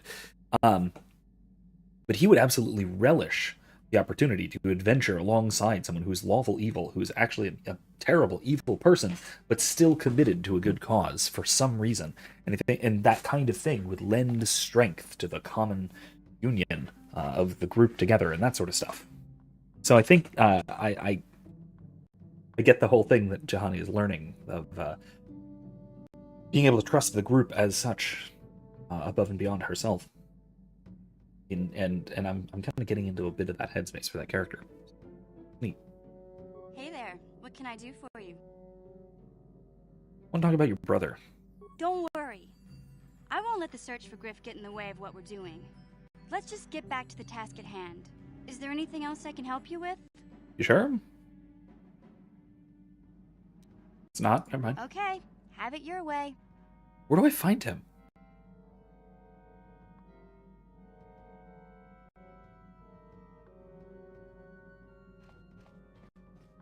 Like, I keep instinctively thinking, we'll find out about Nar Shaddaa, but Nar Shaddaa isn't in this game. That's KOTOR 2. I forget where we find Griff. If we find Griff. Got something on your mind, do you? Tell me about Sunray. How do you know him? What? You think because I'm a hermit, I've always been a hermit? Just because I haven't seen Sunray for 20 years doesn't mean he's not a friend. A man could have changed a lot in that span of time, though. But to become a murderer, I can't see it. That's not the Sunray I knew. He was a good man. Put me up in his home for a year back after I left the Order. War hero, too, or so I hear. I wouldn't mind helping the fellow if we can. I owe it to him. Or you can be a young monkey lizard and ignore me, I guess. Well, I don't expect much these days. All right. We'll go help the good man when we come back. Quick trip to Dantooine first. Anybody in here? Answers. So, what's up with what's Karth? on your mind? Tell me why you want revenge on Saul so badly. I already told you, he betrayed us all. It just seems more personal than that, that's all. Well, there is more to it. I'm sure you don't want to hear about it. I do, if that's all right with you. It's just that I don't talk about it very much, okay? I told you about my home I know. world. I've Telos. noticed. 4 years ago, Saul led the Sith fleet there and demanded its surrender. The planet refused, and Saul proceeded to devastate its entire surface. Millions died. I had a wife and a son on Telos. I thought they would be safe there, but my task force arrived too late to be of much help. We didn't have enough medical supplies. The colony was burning and the dying were everywhere. I remember holding my wife and screaming for the medics, but they didn't come in time. Terrible. Sorry, I didn't know. Of course not. How could you? I had nothing left after that, really. I devoted myself to the fleet. Hunting Saul was my only purpose. I miss them. And I know killing Saul won't bring them back. And it won't make me happy again, but I have to do it. I don't expect you to understand, but I have to pay him back for what he's done. I have to. It's all I have left. What was she like, your wife? She had courage, and she was stubborn. Could never talk her out of anything once she put her mind to it. And she hated it when I signed back onto the fleet at the start of the war. I had planned on leaving soon to join her. What happened to your son? Didn't say. His name was Dustle, and I don't know what happened to him. The colony was a complete ruin, and we never found any trace of him. I made inquiries and followed the reports from Telos for years, but I stopped. Anyway, I hope that answers your questions. Let's continue with what we were doing. Each. How can I help? You curious about something? Am I so transparent? I suppose I shouldn't be surprised, considering our bond. Yes, there is something I would like to ask, if you'll permit it. Go ahead. In our time together, I've been watching you. You are a true servant of the light. You follow the tenets of the Jedi Order despite the lure of the dark side. And with so little training, for me it has always been a constant battle. Don't you find it difficult at all?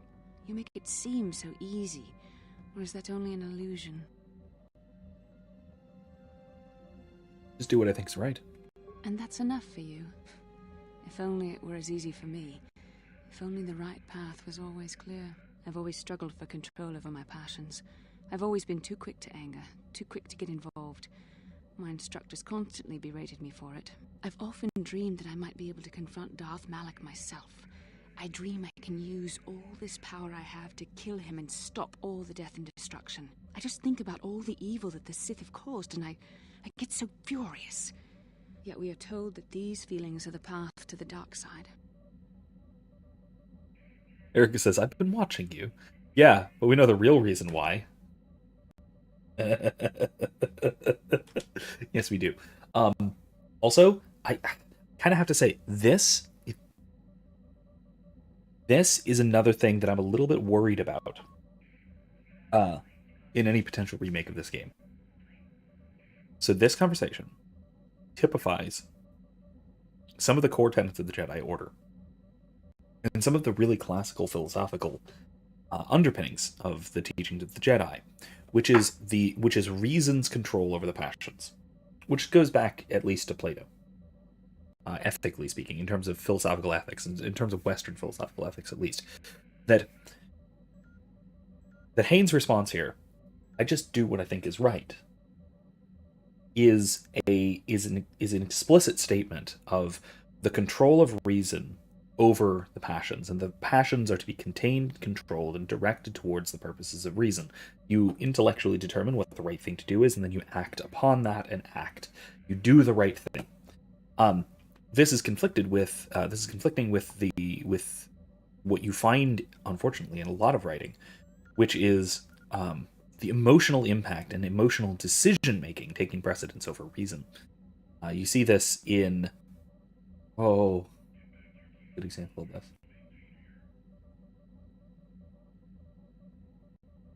I have a perfect example, but it's older. What the hell? Let's go for it. So, okay, let me just say from the outset, there's plenty of examples of this in new Star Trek as well. I don't know if I should even be saying those words on a stream like this about Star Wars, but but there's a lot of this emotional decision making and over emotionality and reliance on emotionality especially in Discovery, but even in Strange New Worlds to a degree, and certainly Picard, yada yada. A lot of new Trek is emotional over logical. It tries to show the logical as being incomplete and inhuman, or impersonal, that kind of thing. What it is to be a person is to be emotional, that kind of thing. Which is so much nonsense. But another good example of this. I don't know my old Trek quite as well. Hold on, let me write this down so I don't forget. I'm going to put a link to a lecture where I talked about this. Was a lecture. So I use this example of a lecture from 6 years ago or something, a good long time ago. Because I was talking about Plato and the importance of education and how we form reason in the right way such that it is in control over the passions. And the right way to teach that sort of thing is in a lot of cases through mythology and mythological storytelling, and how the proper way to show a mythological hero is they rationally deliberate and consider what the right thing to do is. They find an answer rationally. They think of an answer, and then they have the courage, the fortitude, and the power to carry through on that decision and act upon it and do what's right. This is contrasted with the more traditional dramatic hero who makes a wrong decision rationally but is swayed by emotion to do the other thing, to do something because they're just swayed by passion, hatred of evil, or even the good passions, but it changes their mind away from what they had already decided. A perfect illustration of this difference is how the last march of the Ents is handled in The Lord of the Rings, between the movie version and the book version of The Two Towers. So in the book version, let me go with the movie first. The movie version, which most people are probably more familiar with. In Peter Jackson's movie version of The Two Towers, the Ents are going to war. But the reason they go to war, how they make this decision, is they all come together. They all discuss over the course of several days, and they decide what to do. They come to the conclusion that this is not our war. This is not our fight. The Ents are not going to go to war with Saruman. Then the hobbits, Merry and Pippin at least, trick Treebeard into seeing the destruction wrought by Saruman. And in a fit of rage, he calls for the other Ents, and they all march to war, and then they're victorious. Okay? What this tells us is that reason led them to the wrong decision. If they had followed reason, they would have ultimately been destroyed, and Saruman would have been victorious. That's not good. That's not a good lesson. By contrast, in the book, the Ents all meet. Treebeard is already fully aware of the destruction wrought by Saruman. And several of the other Ents are even more intimately familiar. They've lost friends. They've lost trees. They've lost several of these trees were my friends. That whole thing. That was actually a line, but it was from Swiftbranch, I think his name was. One of the other Ents. And so they meet in Entmoot, and they discuss for a couple of days, and ultimately they decide to go to war. And then they go to war, and then they win. That's the story. They rationally deliberated about what the right choice was to make, and then they make the choice. Then they follow through on it, and they end victorious. It's an incredible morality tale of how to make decisions properly and how to carry through with them. And it's in stark contrast to the movie version, which, fine, is more dramatic insofar as there's twists and there's turns and there's backs and there's forths, but there isn't a proper moral lesson being taught. Well, the lesson we can take away from the movie version is that sufficient passion is necessary to make the right decision, which is not true. It's dangerously false, in fact. Anyway, so going back to it, why I think that this discussion here in particular, why I have a fear of this being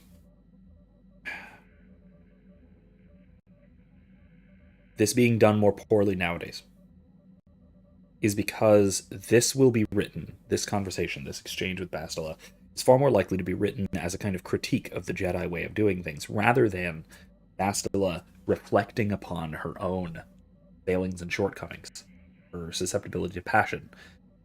I have a fear that this will be written as a kind of critique of the Jedi and of, well, we're human beings, we're people, we're sentients, we need to rely on our passion. Basically Sith propaganda. Yeah.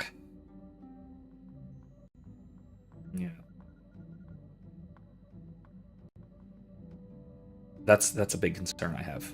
That's honestly a big concern I have of remakes at all. Remakes and late coming sequels and such. The sequel series to Willow coming out. Production values look terrible, sadly. I love Warwick Davis. I'm glad to see he's there and very involved in it. So, might still watch, but apprehensive. Apprehensive.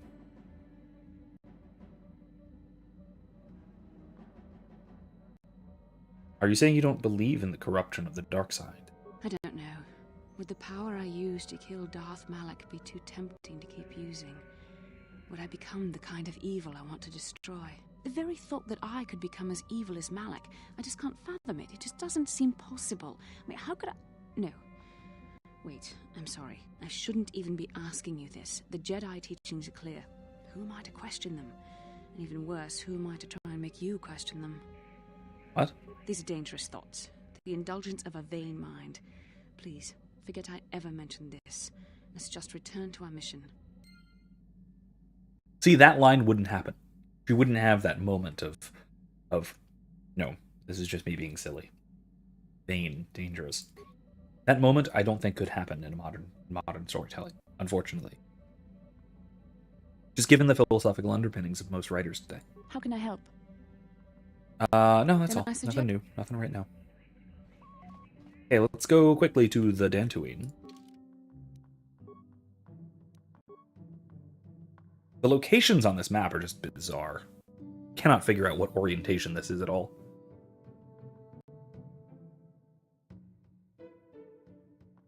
Dantooine is there.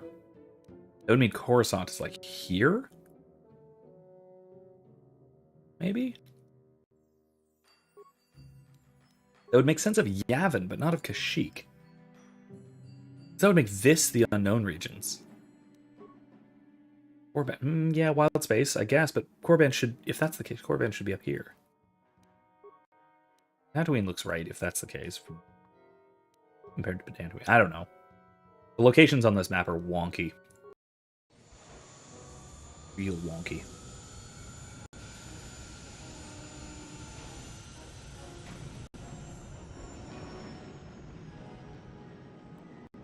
See you later, Manaan. Back soon. That's so nice. God, I can't believe you can see that from space. It's massive.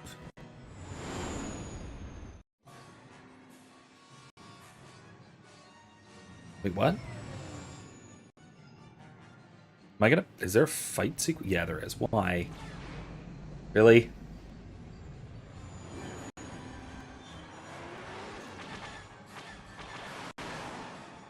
Evelyn asks, do you think there's anything new Disney canon did or does better than the old EU? Incoming fighters.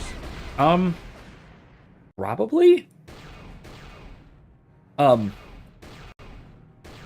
see. I have to think about it while also trying to shoot bad guys. So I think that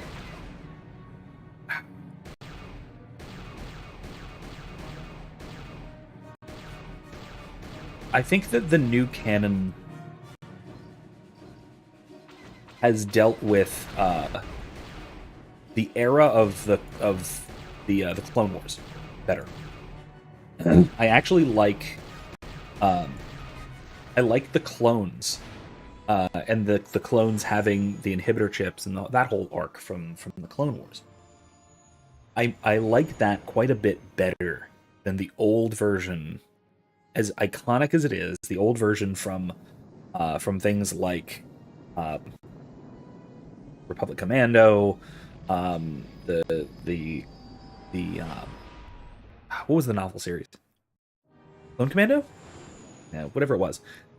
Or like even Battlefront 2. I really like the inhibitor chip bit better.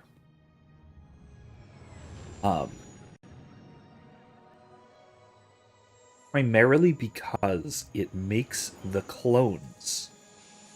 First of all, it humanizes them. And it doesn't have to deal with the whole, well, they're just going to betray the Jedi, so they can't be that good all along. No, they really are good to their core all along. The difference is that they are neurophysiologically brainwashed.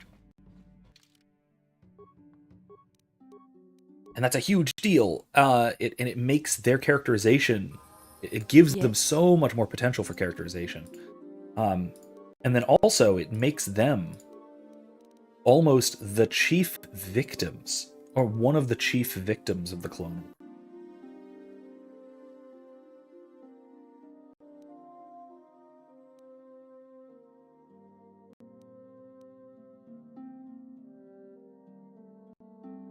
Ghost stasis.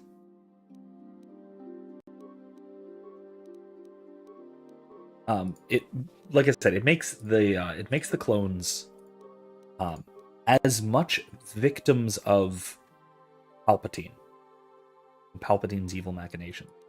It makes them as much victims of all of that as even the Jedi, as anyone. And it's phenomenal. It's so good. The story of the clones in Order 66 and the fall of the clones and the fall of the Republic. I actually think that is done better by Disney, by new Disney canon, than by the old EU.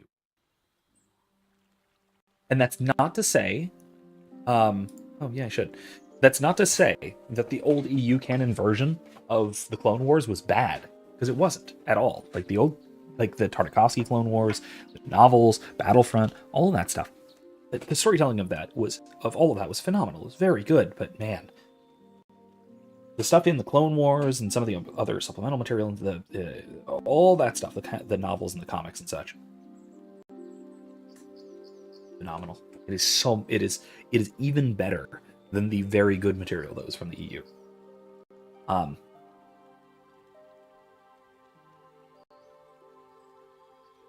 Now, one of the things that I think they do as well, but very differently, is the formation of the Rebel Alliance.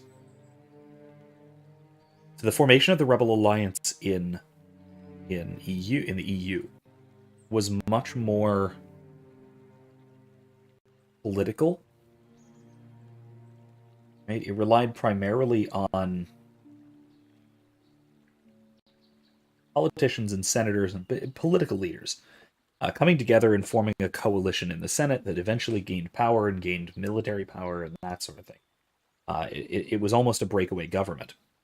In the new canon, it's wildly different because it's a series of terrorist cells, basically, who eventually start to gain political support, overt political support, and they're very disparate. It's different groups all across the galaxy who eventually start learning to work together. And once they start learning to work together, it's then that they get the ball rolling and the Empire starts to collapse. And I think that is, I don't know if I like it better. I really don't.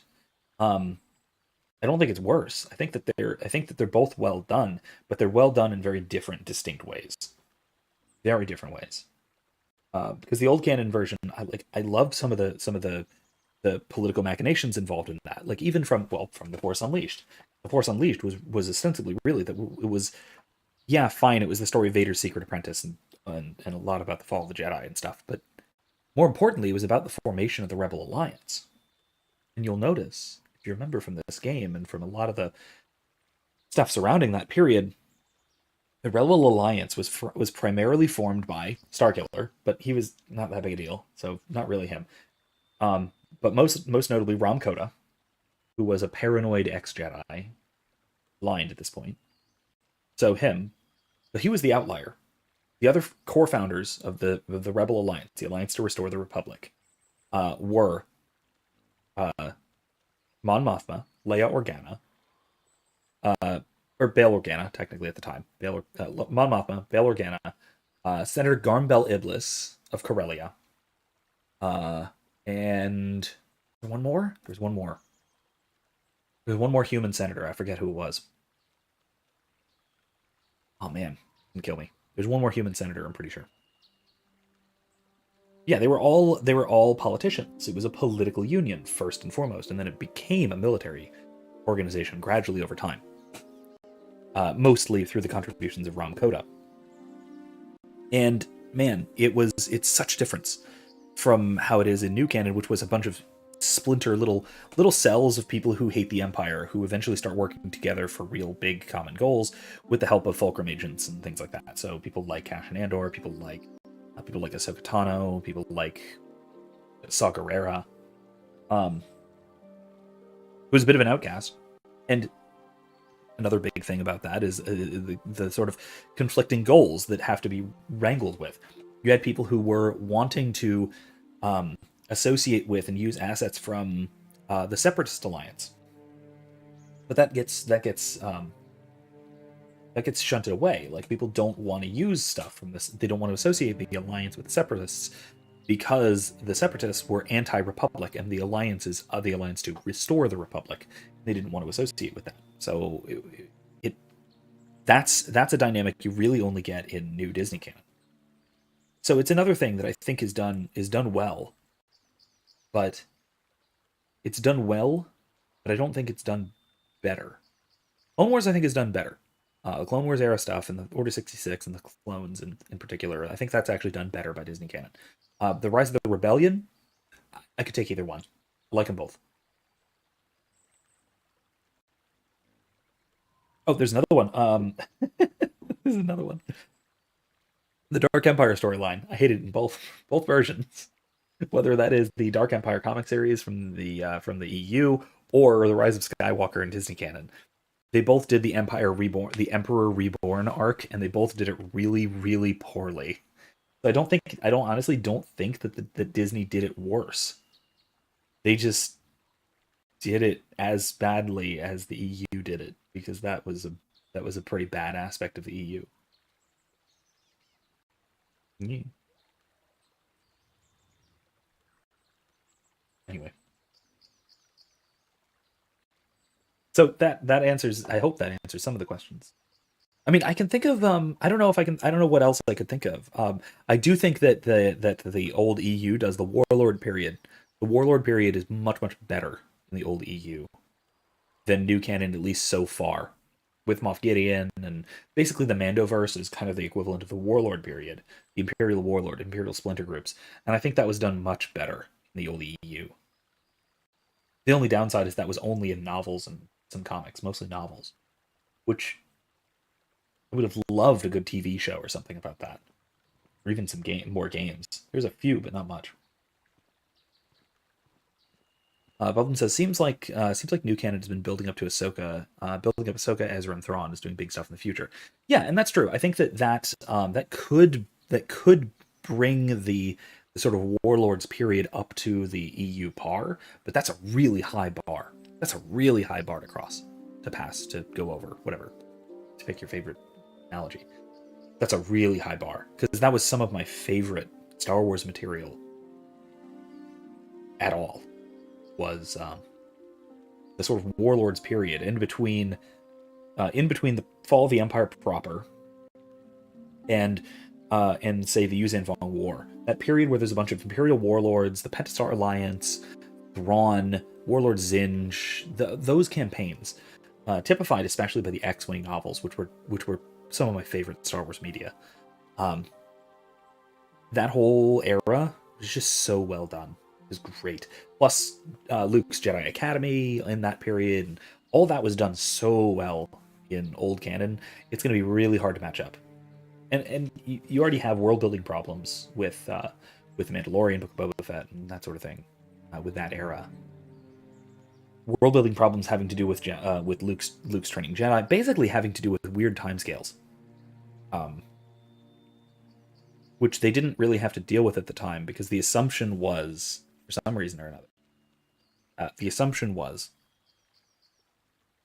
time when most of those novels were being written. So the Thrawn trilogy, the X-Wing series, even New Jedi Order, before the prequels came out, those were written at the time when it was assumed that the Empire had been around for a much longer time, for much more than the 20-something years that it was established by the prequels, but that the Empire had been around for quite some time and had been confronting the Republic at the time of the Clone Wars, and that the Jedi Purge took place over an extended period of time, and that Luke was born near the end of it. So that's why he was only like 19 years old. It wasn't just 19 years since the fall of the Republic. There had been a longer period of time there, which is why you have people like Corran Horn being a middle-aged man by, 5 ABY? He's like 30-something, 40-something. He's older than the Empire. And yet, his grandfather was killed in the Jedi Purge. Not his father, his grandfather. His father fled the Empire. And it's like, the years don't add up, so you have to fiddle with some things. Also, on that note, Kenobi Easter Egg. It was only in the credits. My friend Larry pointed this out to me. You know the kid in episode 2? The kid with the mom who go to the fake Jedi to get off planet? That kid is apparently Corran Horn. And they're on their way to Corellia. So that's pretty cool. Potentially. Maybe the X-Wing. Maybe the X-Wing books. Or not books, the X-Wing or the Rogue Squadron movie. Or series, whatever it turns out to be. That'd be cool. That'd be cool.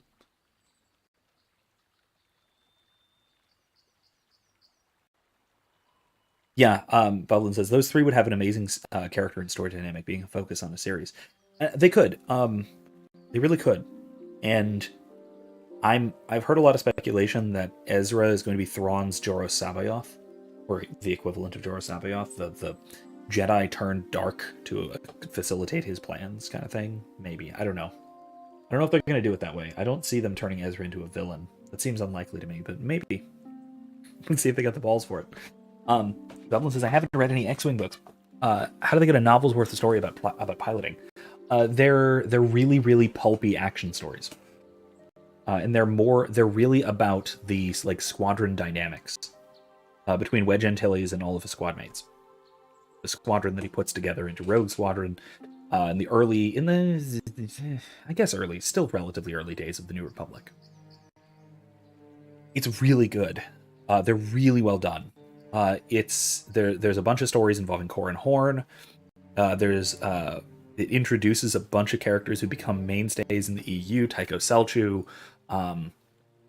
Who else is big in it?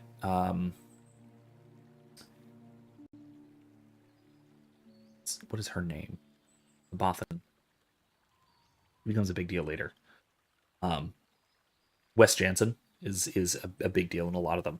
But there's 8 books. They're relatively short. I mean, they're not that short. They're pulpy. They're very like pulp action stories, and they're really good.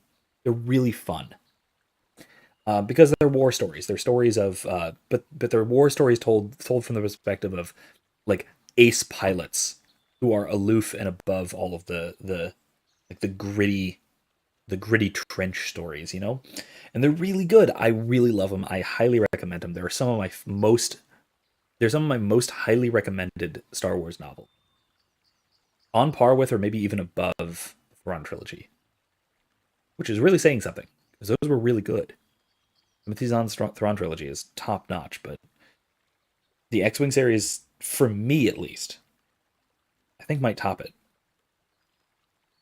Then also, again, other ones that I really, really liked. New Jedi Order were wonderful. The Uzan Vong War, it was a really new, fresh threat that was really interesting and really well plotted out.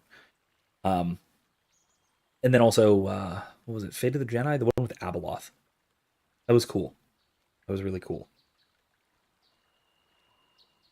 That was neat. Anyway, a lot of the post Return of the Jedi EU stuff was honestly, it was some of my favorites. It was mostly my favorite Star Wars material was post Return of the Jedi EU, and so naturally I was a little bit extremely apprehensive when I heard that they were making a new trilogy and wiping out the previous EU. So like, we sure about this? I was willing to go along with it because, again, the promise was that the new canon would be cohesive and well built from the ground up and planned out, and everyone, the story group, was going to make sure that everything was cohesive and there wasn't going to be any retconning needed or anything like that, and that was a lie. So, oops. How can I help? Yeah, like I said, I really recommend them. They have I think of the first, I forget if it's the first one or the first four, on Audible at least. Not sponsored, by the way, but they have the full unabridged audiobooks of, I think I know the first one, maybe the first four. There's 8 of them, and it's worth checking out, especially if you got like an Audible subscription or something, where you can get them as like your free monthly books or something like that. Highly, highly recommend. They're a little hard to find. The reprints even are a little hard to find these days. Anyway, I'd like to talk about what you said before, about giving in to your emotions. Yes, I did end that quite abruptly, didn't I? Perhaps a master could have addressed my questions with the proper wisdom, but I never should have brought it up here, not with you.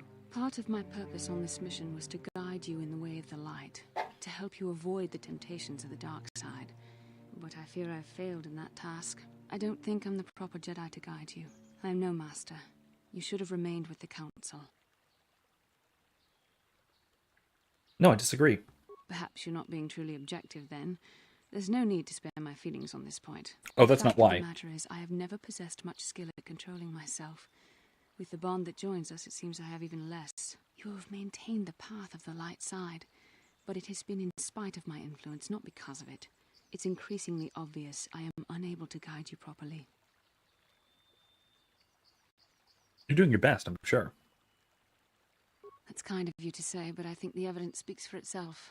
I think I may have made a very big mistake. I simply hope that you are not the one who pays the price, ultimately, for the fact that I can't help you enough. Maybe we can help each other. That's a kinder response than I deserve. And I can see there is wisdom in your words. You continue to be there for me, don't you? Even after I keep pushing you away, you're still around when I need you most. You're like no man I've known before. And you're nothing like what I expected you to be after the Council sent us on this mission together. After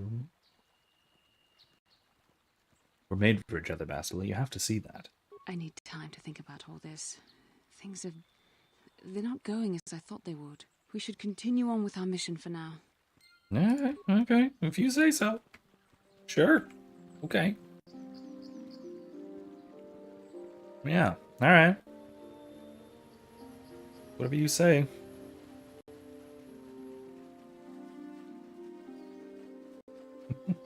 Yeah, that needs a bonk screen.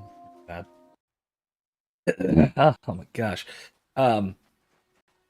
Or two. Let's check over here. The Metallia, near the Metallia estate. No, this isn't it.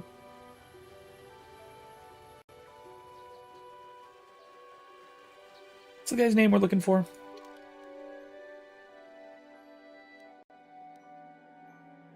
A Grand named Zulan Centaur. Zulan Centaur. Tar, I like Centaur, but Centaur. Centaur sounds like centaur, like the mythological creature. And that doesn't seem right.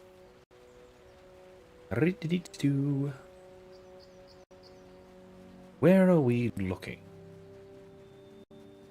We're looking for...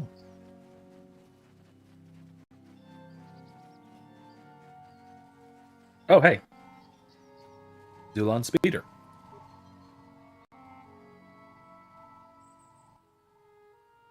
This is the speeder of Zulan Zentar, the Grand Slaver. Zulan himself is nowhere in sight.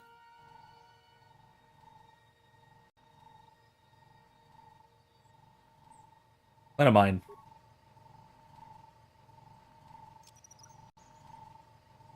Let the fragmentation mine and move far enough away so that you won't get caught in the blast when Zulan shows up. Don't worry about this, Basil. I'm not, maybe he's English.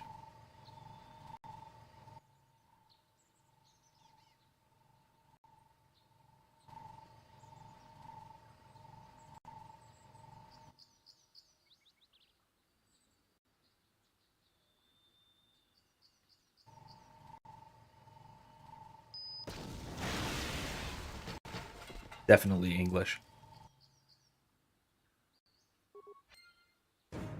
Oh, I get dark side points for that? Yeah, of course I got dark side points for that. I did just kind of car bomb someone. That was quick. Yeah, I kind of just literally car bomb someone. I understand the dark side points. Yeah, game, that's fair. That's fair.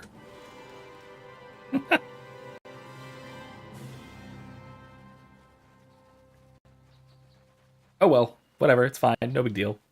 Let's get out of here.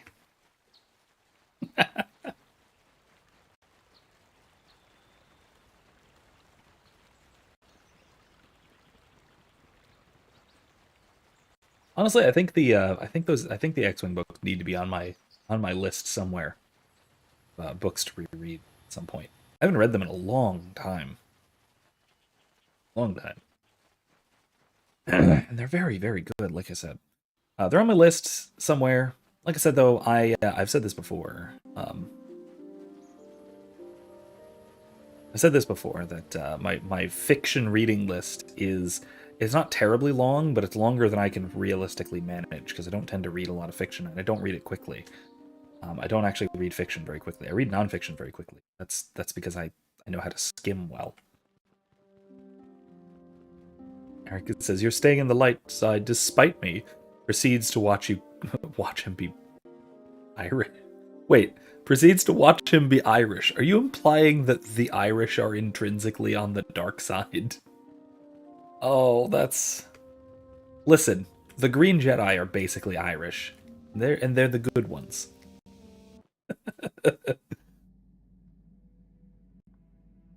Oh my gosh. Alright. That'll work. Let's go officially join the Genoharadan. Back to Manaan.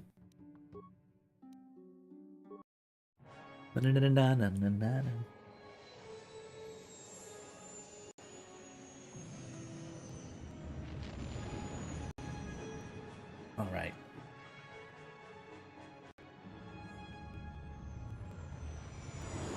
Are we gonna get jumped by a bunch more random Sith fighters? Yeah, there's the music. Oh my god, really?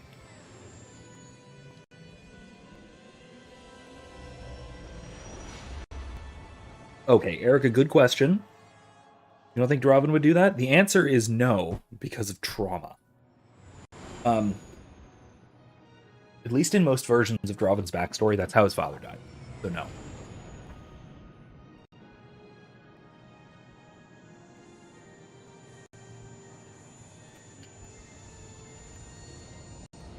Which, you know,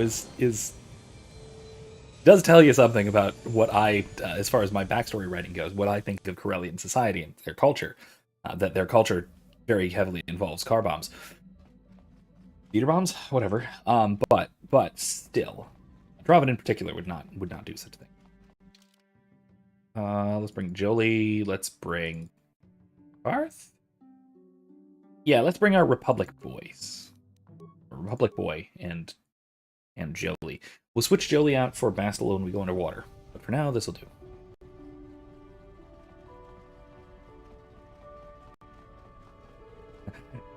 Oh, what's going on now? Karth Onesi, is that you? Jordo? It is you, isn't it? I knew it when I laid eyes on you. You old space dog. How have you been? I thought for sure you'd be fighting on some ship out there. I was. I crashed. That's pretty rich. I can't imagine what it would take to keep you on the ground. Must have something to do with your friend here, eh? How's it going? Your friend of Karth's, I take it? Sure am. We joined the militia together back on Telos. That was a lot of years ago, of course. So what are you doing here, Jordo? Last time I saw you was on, well, Telos, actually. Yeah, it's a shame about home. Telos still hasn't recovered. The family and I moved on, and I'm working for Zerka now. I didn't see you after... what I mean is, my condolences on your wife. I heard what happened. At least your boy made it through all right. My boy?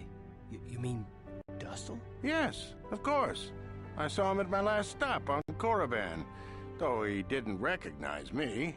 You didn't know he was there? No. Jordo, Dustle's been missing since the attack on Telos. Are you absolutely certain it was him? Yeah, I'd recognize Dustle anywhere. Positive. He's joined the Sith, Garth. What do you mean he's joined the Sith? There's an academy for the Sith on Korriban. Oof. He's a student there.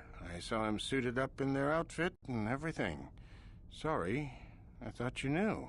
No, I didn't. Well, thanks for telling me, Jordo. Sure, no problem. Good to see you again, Karth. Hope everything works out with Dustle. Dustle is alive. We have to go to the Korriban Academy and find him. You sure that's wise? I don't know. I don't know why Dustle would be with the Sith, but I have to find out. There's simply no choice. All this time I thought he was... I mean, he must be a man by now. Yeah, that's rough. Yeah, joining the evil enemy. Oh yeah, let's talk to Jolie. Yeah, Erica says you're right. It'd just take a scattergun with him to deal with people he doesn't like. That's true. Yep. Yeah, you're right. Based on past history, yes. Yeah. Got something on your mind, dude? You never actually did say why you decided to come with me. No, I never did I? You don't... Wait. You always going to be this elusive. Elusive? Me elusive? Obviously, you've never tried to grab a Twi'lek dancing girl after drinking too much Onderan Willick juice. At any rate, I already told you why I wanted to leave. No, I can't say I have. I wanted to on Kashyyyk. Time to go. Time to move on. Move on to where? To bed. I'm old and tired, you know. Oh, okay. No, really. How many kilometer-high trees can you find an interest in before you figure you've had enough? I'd bet you can't be bothered to stay in one room for more than 15 minutes. And then there's all the critters in the Shadowlands. I'm just happy to be back in space, doing something new. Is that too much to ask? I've stood staring at some other poor NPC's mouth for longer than that, I'll have you know. Anyway, I guess not. There. Now, was that so hard? An old man has to be allowed some petty eccentricities. Nice to see you agree for once. I'll admit, for all its flaws, Kashyyyk was home enough. But when you came along and I saw the destiny you had before you, I couldn't help but be intrigued. You don't know what my destiny is. Of course not. Weren't you listening last time? I can see that you have a destiny before you, but the details are far from clear. In fact, everything about you that I can see is odd. Slightly off, as if my eyes are trying to trick me. Something is very dark about you. But, I'm sure you don't need to hear my ruminations. You've probably got enough nosy Jedi offering you one opinion after another to make you sick.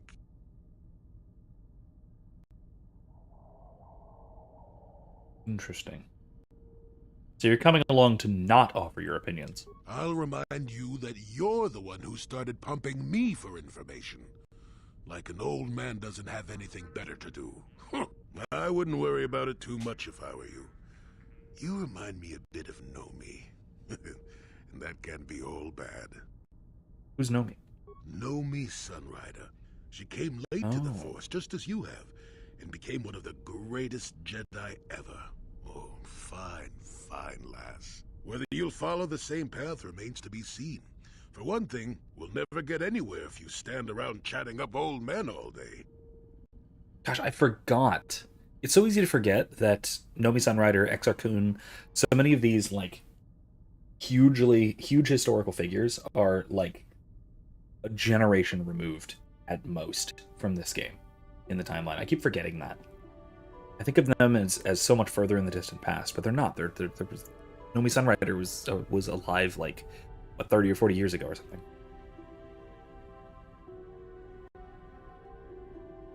So, you were along as some kind of observer? Nonsense. If I ever refused to help you when you asked, how confused can one person be anyway? One thing I will say is that this little escapade does remind me a bit of my adventuring days before the war. Those were exciting times. Or at least it would remind me of those times if we didn't stand around. What's keeping you? You're too young to be so talkative. Shoo! Shoo! Am I too young to be so talkative? Am I? I have a feeling I'm rather talkative.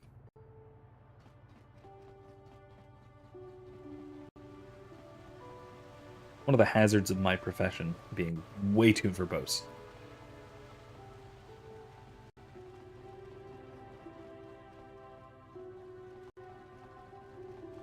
Oh, hey, I didn't have to pay again. That was a bluff. What's in...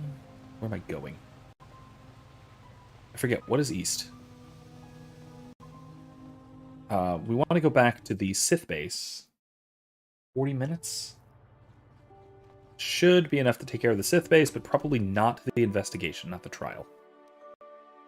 Republic Enclave. No, the Sith base is the other side.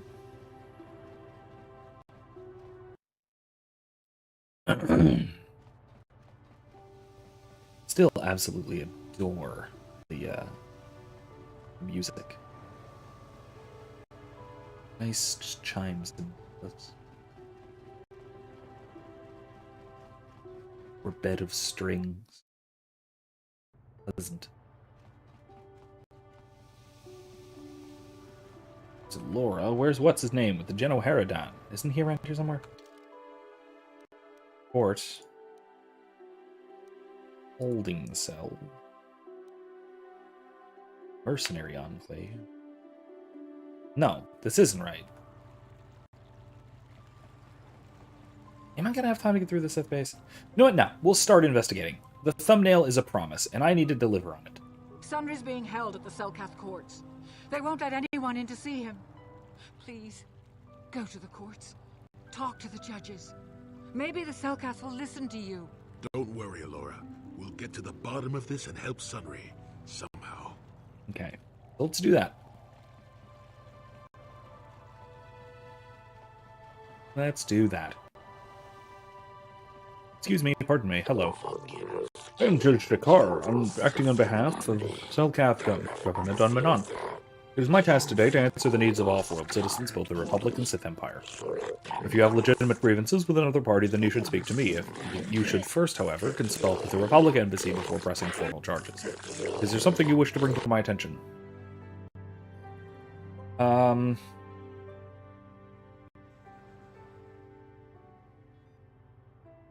a good question. I should say, what do you know about the young Selkath who have been going missing?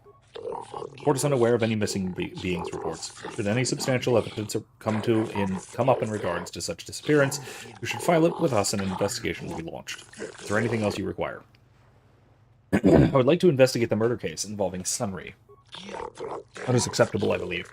In Manaan legal tradition, the defendant can have an arbiter who tries to prove his innocence in court. The arbiter is a neutral party that can investigate and present evidence in the trial and argue on the defender's behalf. As you are a Jedi, I believe you could fulfill this role adequately. I suppose you're Sunry's only hope. We have to at least try to help him. So be it. You are now appointed arbiter in the Sunry versus the Sith Empire case. Your name and position have been recorded in our files.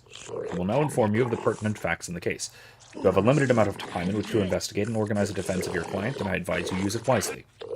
Sunry was seen leaving a hotel, leaving behind a dead Sith woman, Elasa Haros.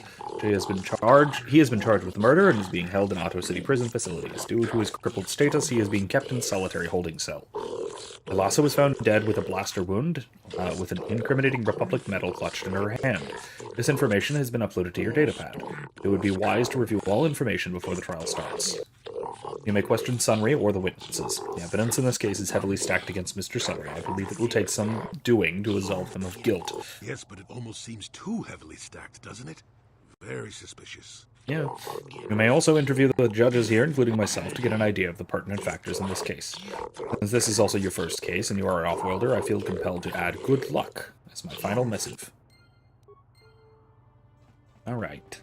Cool. We've been wished luck. Let's go talk to Sunry. Beep beep beep. Hey, yes, can I talk to him, please? May come and go when you please. You'll find the door unlocked. When you wish to begin your trial, request with the warden, pass to the judges. Okay, no, I don't want to begin my trial yet. I just want to talk to Sunry. You talk to anybody else? A prisoner. Who are you? When I get out of here, you're dead! I'll gut your fishy little corpse, cut off your head, and bathe in your blood! Oh. Well, glad he's in here. Jolie, what are you doing here? Alora sent me, Sunry. I'm here to get you out of this mess. The courts went and made us arbiters for your case. Just like old times, eh, Jolie? You come swooping in out of nowhere to save my tail from the fire? You saved my wrinkle butt more than a few times as well, friend, if I recall. But there'll be time for catching up later. Right now, we need to focus on the case. The case is a complete frame-up. Anyone looking at the evidence could see that. Or so I thought. But the Cellcast seem to think that there's enough to go to trial. There aren't any witnesses. All that evidence against me is circumstantial and completely flawed. Go over the evidence. Well, I was at the hotel, I admit. And I did meet Elasa there that night, but it's not what you think. I was working with Republic intelligence. We were pretending to feed information to the Sith. Well, I turned Elasa into a double agent working for us. It was going well, too, until she turned up dead. Maybe the Sith had found out I was turning her and had her eliminated. But let's look at the facts they've given. Elasa was brutally killed. Think about that. She was a Sith, trained in battle, and I'm just a crippled old man. My war injuries make it difficult for me to walk, even to hold things. See how my hands are shaking? How could I kill a Sith warrior at close quarters? I ask you. Further, they say they found my hero's cross at the crime scene. Would I leave my war medal behind if I killed someone? Even I'm not that stupid. Obviously, the Sith planted the cross. And what about the lack of forensic evidence? Skin and hair samples, clothing fibers. Why isn't there anything like that at the crime scene? Sounds like an obvious frame-up to me. I hope you can see how the Sith are manipulating the Cellcat, and probably even you to set up this against me. We need to get this over with quickly and clear my name. Anything else I can help you with? I want my arbiter to be well prepared before we go to trial. There's a few things we have to clear up. Go ahead, ask. Ask what you need to. I've got nothing to hide. The judge said that you left after the shot was fired. How would they know? They weren't there. I heard some of the witnesses said that too, but I Really swear hostile. she was alive when I left. I wonder if the Sith have been putting pressure on people to get them to convict me. It wouldn't surprise me at all. They've had it in for me since the war. You should ask everyone about that. They might admit to helping the Sith under pressure. Okay. I need to investigate the case some more. Any ideas where I should look? Guess you could interview witnesses at the hotel where the murder happened. The Selkath already did that, but the fish folk don't have much rapport with offworlders. Maybe one of them was holding something back. But I think you'd be better off investigating the Sith themselves. Maybe you could find some proof they planted evidence to frame me. Though that might mean figuring out a way into the Sith embassy. Anything else I can help you with? I want my arbiter to be well prepared before we go to trial.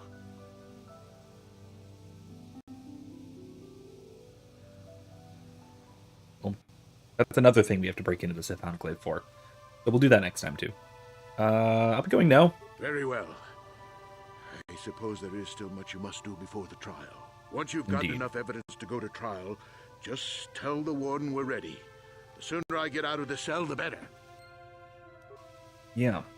Agree there. Alright, let's, that way? Yeah, let's go check out the hotel, wherever that is. Go find it. See how far we can get on this investigation tonight. Oh, here's... Maybe on the way we will happen across that Gino Herodon fella.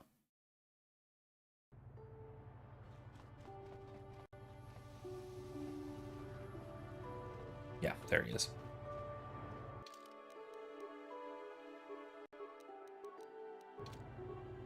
Welcome back, Char. I see you've come alone. This is good. I assume you are here to discuss the business of the General Herodon.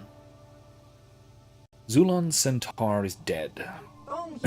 Yes, Char, I am aware of this. Our agents have been keeping a close eye on you, though I doubt you saw them. They were there when Zulon met his untimely end. And as promised, here is your reward for the task, a blaster, developed exclusively for the use of those within our guild. It will serve you well, I am sure. This assignment was only the beginning, Char, a small test, which I am pleased to say you passed, but now a more difficult challenge awaits you. There are 3 targets that the General Herodon want you to remove. If you can eliminate all 3, then you will gain full membership in our ancient guild. The first is a Gamorrean named Vorn Dasrad. The second is a shapeshifter called Rulon Prolik. The third is a Selkath known as Ithorak Guldar. Tell me about Vorn Dasrad, the Gamorrean. Vorn is a freelance bounty hunter. He's very, very good, but he's a bit too sadistic for our tastes. He likes to sacrifice an efficient kill for the pleasure of watching his victims suffer. The General Herodon will tolerate a certain amount of competition, but Vorn has become too dangerous. You'd be surprised at how much political damage one rogue assassin can inflict. Vorn was last seen on Tatooine. We suspect he's taking a break from hunting sentients by going after a crate dragon. We don't want him to leave the Dune Sea alive. Alright, I'll find Vorn and bring him down. Just be careful when you face off against him. Vorn doesn't travel alone. He's always got his assault droid close at hand. The two of them make a formidable pair. Alright, tell me about Prolik. You don't know much about Rulon, except that he's some kind of shapeshifter. You don't even know if it's a natural ability or the result of some powerful alien technology. We suspect he's behind several prominent assassinations in the Outer Rim. The General Herodon are worried that he might decide to move his operations closer to the galactic core. On the Outer Rim. On the Outer Rim. I keep saying that wrong. It's a weird little linguistic quirk. Anyway. With his ability to assume virtually any form, he could wreak havoc in the Galactic Senate. We aren't about to let that happen. So how do I find someone who could look like anyone? Finding Rulon won't be easy, but we have reports that he may be on Kashyyyk, probably honing his skills by hunting dangerous creatures in the Shadowlands. Alright, tell me about Ithorak Guldar. So far, everyone's hunting animals, that's odd. Ithorak isn't violent, like Rulon or Vorn. In many ways, he's far more dangerous. He's a con artist and a blackmailer who's taken millions of credits from rich and powerful families. He also deals in secrets and information. these can be far more deadly than any blaster, but Ithorak is careful. We know he's somewhere here on Manaan, but we don't know where. All we know is how to contact him. There's a Twi'lek named Vec at the Manaan swoop track. He can set up a meeting between you and Ithorak. Sure, I'll just tell him I want to kill his boss and book an appointment. Ithorak poses as a merchant of rare antiquities. It is the perfect cover for his real work. It gives him access to rich and powerful families without drawing suspicion. You'll have to convince Vec that you represent a buyer interested in purchasing some rare art from Ithorak. Convince Vec, and he'll set up a meeting. The meeting is your one chance to take Ithorak out, but be careful. He'll choose the time and place, and he's not going to leave himself vulnerable. Is there anything else? Just a warning, Hainchar. The assignments I've given you are far more difficult than the simple bounties I gave you as your first test. Complete all 3 missions, and you will have proven yourself to be truly worthy of joining the General Heradan. As before, you will be well rewarded for each successful bounty. You can return to me after each mission to collect your reward. Is there anything else, Hainchar? I'll be back later. And I'll be waiting for you here, Hainchar. The General Heradan are eager to see the extent of your abilities. Okay. No, yeah. Next time, we'll do that as well. Might have time tonight. Probably not, though. At some point, we'll do that. At least we'll do the one on Manaan first, and probably before we go diving under the ocean, we'll do the other 2. You're the one defending Sunry now, huh? Well, the hotel's open for you, and I guess I gotta answer any questions you want too. Tell me about what you saw the night of the murder. The Sith woman, Alasa, rented a room in the hotel. An hour or 2 later, Sunry comes in and goes to her room. A couple hours later, I hear a blaster shot and see Sunry running. He can't run good because he's a cripple, but he still was going pretty fast. I would swear he started after the shot, though. Are you sure? Yeah, I'm pretty damn sure he left after the shot went off. Could it have gone off after he left? No, I don't think so. I mean, it's possible, just barely. But I wouldn't say that to the court.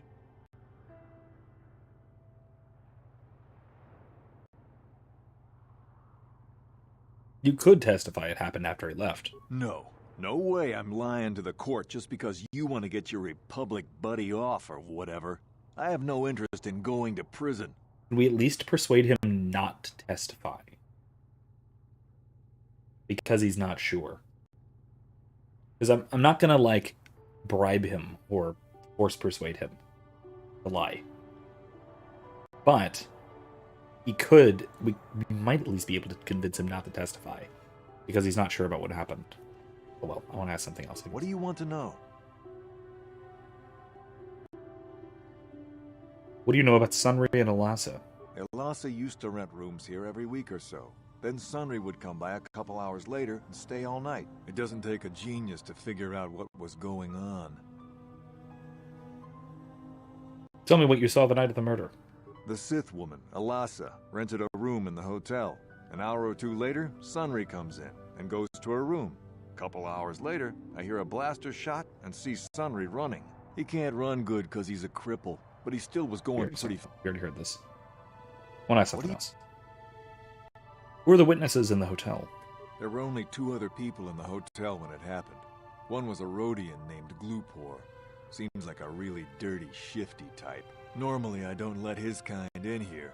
I'm a reputable businessman, you know. But there weren't many people here, so I decided to take a chance. The other is a regular named Firith Me. He's a Pazak player. Probably an addict, but he claims he's big in some circles. Don't know anything about him other than that. Anything else you want to know? I find them. Glupor. When he says, I don't usually allow his kind in here, is he talking about Rhodians, or is he talking about, sketchy underworld types? Is those have very different implications.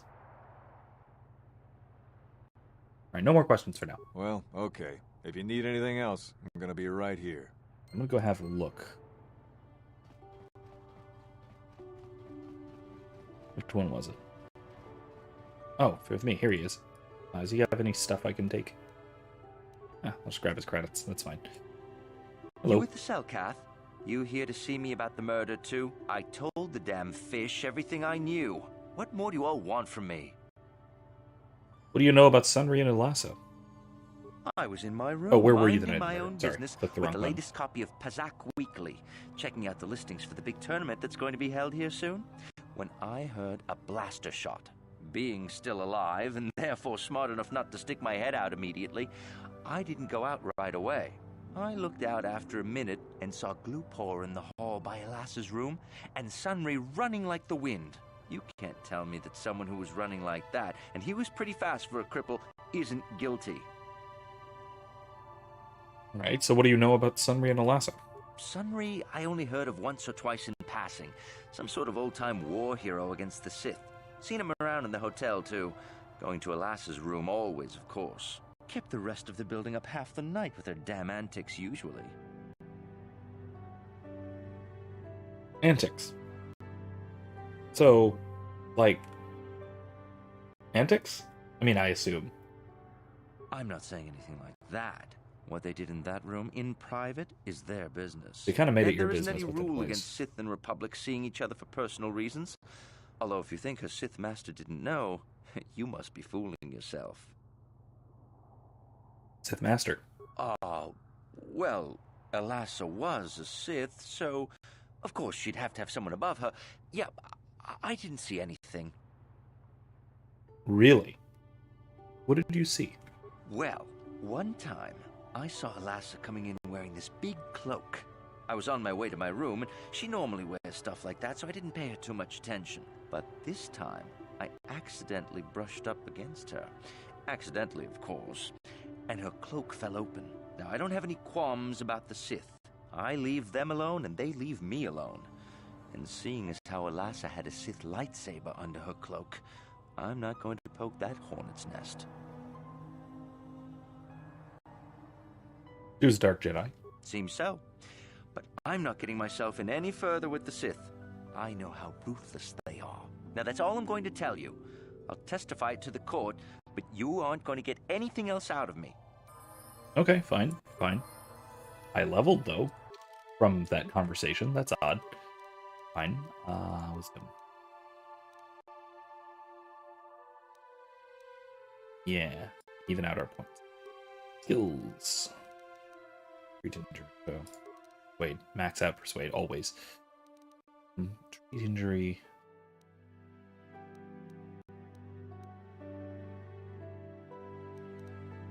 Dirty? Health. Demolitions. Nah, treat injury. Let's just skyrocket treat injury up there. We need it.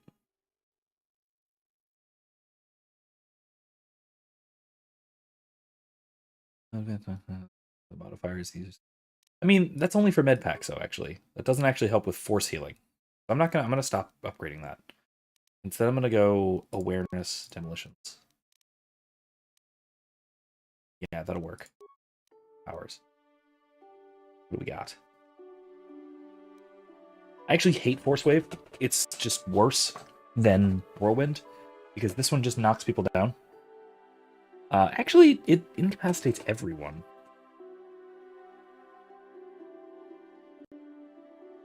But for a shorter period of time. And it's short range. So, no, I don't like it. Stasis Field.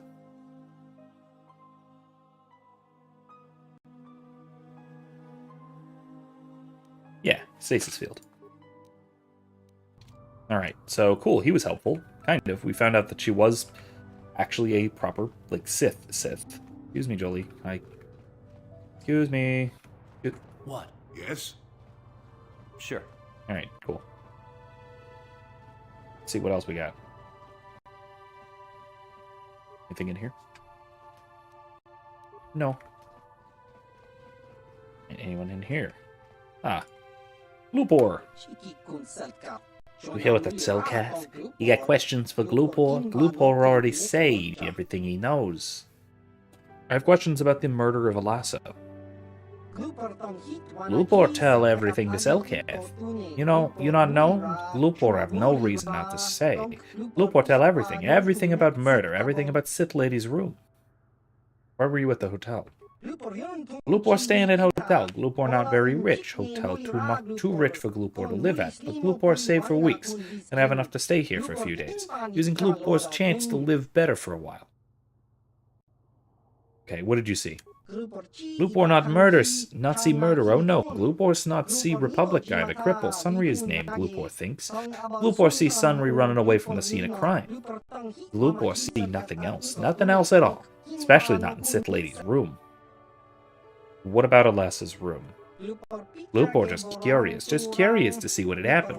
Glupor have no reason to go into room. No one paid Glupor to do it. Did someone pay you to do something in that room, Glupor? How you know someone played Glupor? Well, Sith man came up to Glupor after murder, before Selkath arrived. He say he give Glupor good money if Glupor put metal into Sith's hand. Glupor good. Glupor plant evidence and leave no trace, but Glupor not recognize Sith man anyway. Glupor not recognize humans very well. No use to Selkath, so not bother to tell them. Well, that, and the Sith man say he kill Glupor if Glupor speaks. Oh no. Glupor thinks he can't talk more right now. Glupor feels the need to lie down. Maybe just stay here. Okay, so yeah, he planted evidence. So now we know that. That's useful. Useful information. Let's see. Can we get in here now? Can we actually get into the room now? Security raid. Hello. You're not gonna help me. Okay. But I can't get in? Which room is it? Was it this one? Was it this one? Must have been this one.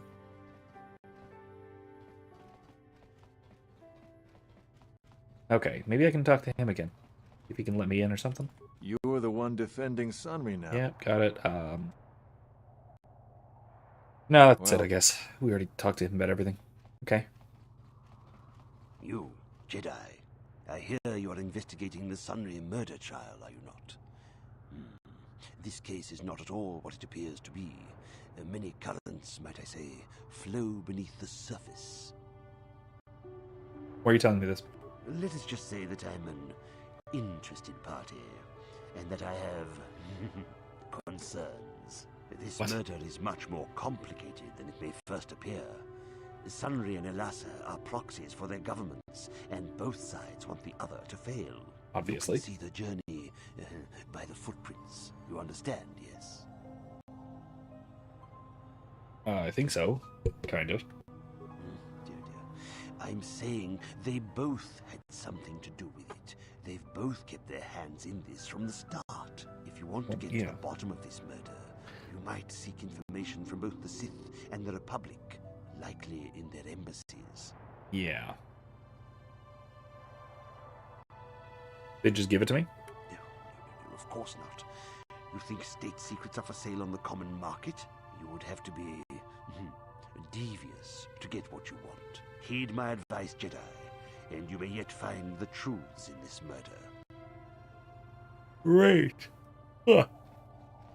Great. This is the Republic, right? Yeah, here we go. When you are ready to explore the Hrackert Rift, enter the Republic base. In the Kolto packing room, there is a door leading to the Republic submarines. The sub will have a course to the Hrackert Scientific Research Facility charted in. It will take you to the Hrackert Rift. I wish you luck on your quest. Hopefully, a Jedi can succeed where so many others have failed. Wait. If you got a problem, go talk to our diplomatic representative. Don't bother me with it.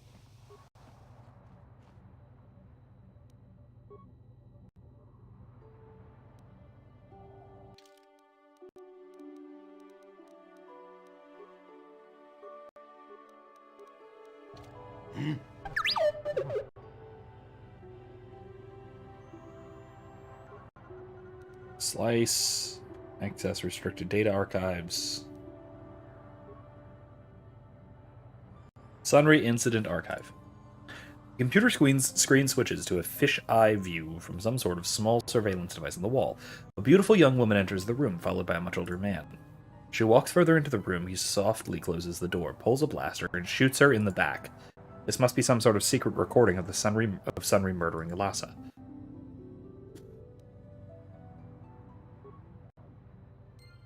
Okay. What? Well, now we know. Oh gosh, well that was easy. We know part of the situation now. Still don't have all of the details, and we still need more of the details, and we need more of those details from the Sith base, if I'm not mistaken. But we also need to go to the bounty hunter, or the mercenary enclave, right? I think it's back this way. I hope so. Hope I'm not running in the wrong direction again. I find myself doing that a lot on Manaan. And honestly, I've found myself doing that a lot basically everywhere. The main problem, I think... okay, here's the other thing. One of the main problems with this game, and one thing that I really hope they fix, this is another one of those, like... Honestly, this is just a little, like, ease of access interface problem, is that I can only access the map to the area that I'm currently in. I can't see, like, the world map or anything like that. I can't tell where I'm going. I have to hope that I... Excuse me. Hope that I remember correctly.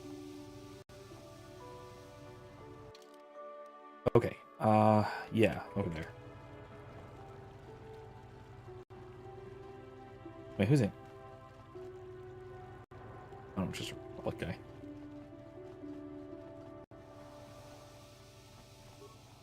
Manaan may not seem very hospitable, but a surprising amount of trade runs through it because of the Kolto trade.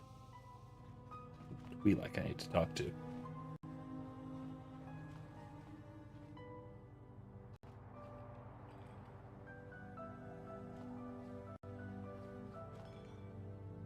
You're new around here, aren't you? My name's Duan. Care to buy a Sith girl a drink? That is, unless you're one of those simpering Republic soldiers. Simpering, huh? An odd phrase. I don't actually know if that means anything in particular, if that's made up for this, or whether that's a weird prelude and precursor to our current use of simp. No idea. Who knows, really?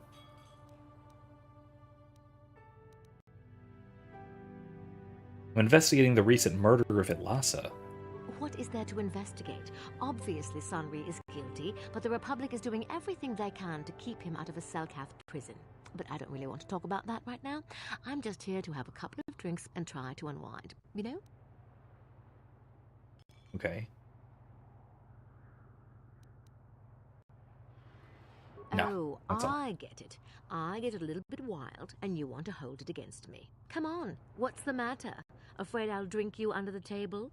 Hey, if you're not man enough to keep up, who needs you? Seems I'm not ladylike enough for some men. Well, I may be a woman, but I'm still a soldier. Barkeep, bring me another round. Okay, ma'am. Hey, man. Clear out. You're cramping my style with the ladies. No, not really. I'm not. Who's this guy? I hope you're here to play some Pazak. I don't come here looking for sparkling conversation. I want to ask some questions. I prefer to make my credits gambling, but I never turn my back on an opportunity. Maybe this can be a profitable exchange for both of us. He looks a lot like Sinri. Know anything about the recent murder? What do you expect when a Sith spy and a Republic war hero are having an affair? Anyone could see it would end ugly. Yeah, that's true. Fair, what are you talking about? I mean, I know, but other perspective never hurt. Oh, so you didn't know about Sunry stepping out on his wife? Well, it may have been a secret to some, but I'm not blind. I should have charged you for that juicy tidbit. But I figured anyone investigating the murder would have already figured that out by now. Okay, you got a freebie out of me. But that's all I know about Sunry and his hot Sith side dish. You done wasting my time now, or you got some more questions?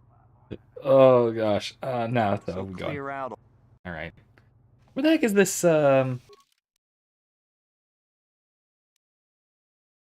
where the heck is this? Herodon, Thorak Guldar. We like name Vec. Oh, the swoop track. Where's the swoop track? Alright, let's see if we can find where the swoop track is.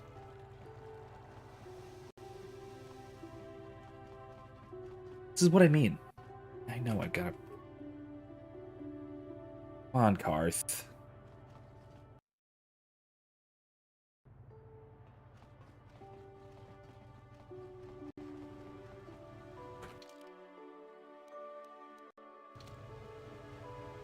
Alright, let's go back to the opposite end of everything again.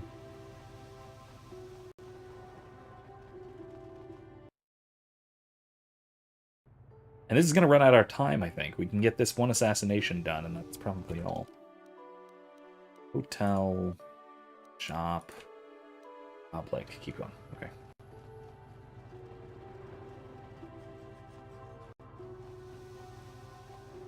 Whew. Right. At least the loading is relatively quick. Gosh, honestly, the loading is probably way quicker than this would have been on, like, Xbox or original Windows XP, I think. Oh, yeah, that's right. It definitely was XP, because I remember this very distinctly at this point. Because I was, I first played this on Vista machine. Because I played it a little while after it came out. I didn't play it when it first came out. And my computer was running Vista. That was a problem, apparently, for the software, because this was designed very, very, very specifically for Windows XP. At least that version at the time was, and it was very much not forwards compatible. So it wound up bricking my computer, or at least the hard drive. So I had to go through and do a horrendous series of repairs. Like 2009 or 10 or something. Congratulations on winning the Manaan Championship. Do you enjoy watching our races, human? Makes a nice break from the hectic world I must deal with every day in my business. I need to meet with Thorak Golder. Can you set it up? You need to meet with Thorak. Forgive my skepticism, but you hardly resemble our typical client. We deal in the kind of pieces found in the chambers of a galactic senator. I represent an anonymous buyer from Coruscant. Yes, you do have the look about you, the air of one who serves the rich and powerful. Servile, fawning, a look I have seen in my own mirror far too often. Well, I'll set up a meeting with my boss. The Sith permit Thorak to conduct his private business in their non-secured hangar. Go to the docking bays and he'll meet you there. I will go do that now. If I can find the hangar. I have no desire to speak to you. I know you have links to the Republic. I didn't ask. Okay, I didn't ask. I don't want to speak to you either, ma'am.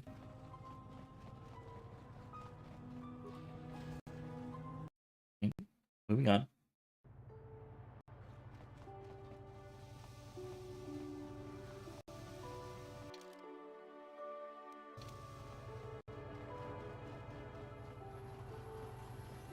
I don't exactly understand the mechanics of how this works, but I'm really glad that I have force speed. That my force speed is just persistent out of combat. Because it's just going. Going and going and going. Really quite nice. Other than leaving behind my squad mates. That's, party members. Whatever. That part's a little annoying.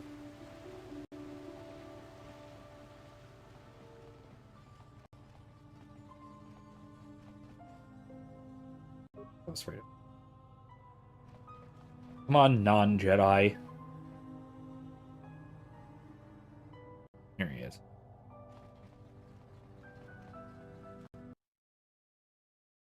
Yeesh. Thorak is waiting for you inside the hangar. As you probably know, there are no security cameras there. Better to conduct our business away from prying eyes.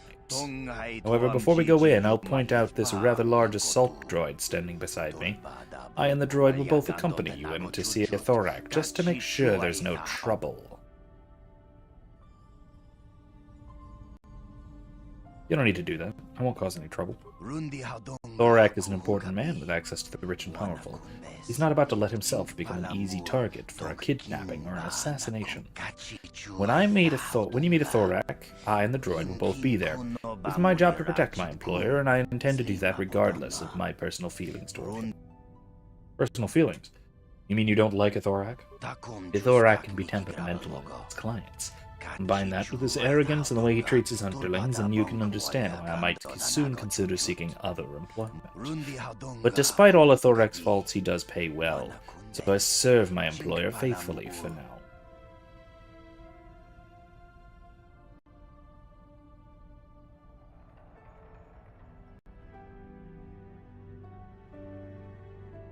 What if I gave you 500 credits not to protect him, understanding that that is probably my fee? 500 credits to betray a Thorak, 500 credits to abandon the man who often insults and belittles me on a daily basis. How could I refuse such a generous offer? Thorak never appreciated me when I was around, so let's see how he likes dealing with you alone. But before I go, one last warning, human. Whatever your plan for a Thorak is, be careful. I've always suspected he was more than just a simple merchant. I've heard people who cross him and rarely heard from him again. I don't want to risk his vengeance, so I'm going to disappear for a long while. Just in case a Thorak gets the better of you in this, you understand? Goodbye, human, and good luck. See you later. That went well. Nice. Are you the buyer I'm supposed to meet? Wait a minute, where's Vec? What's going on here? Vec's not on your payroll anymore, Thorak. I knew I couldn't trust that Twi'lek. Some security advisor. He lets an assassin walk right in on me. Vec's going to pay you for this betrayal after I'm done taking care of you.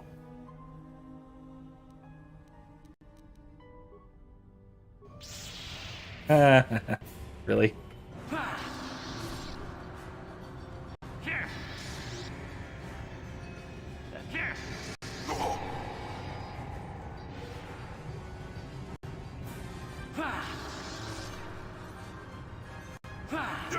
That was relatively easy. Why am I getting dark side points? He was obviously evil. Fine. Hi, droid.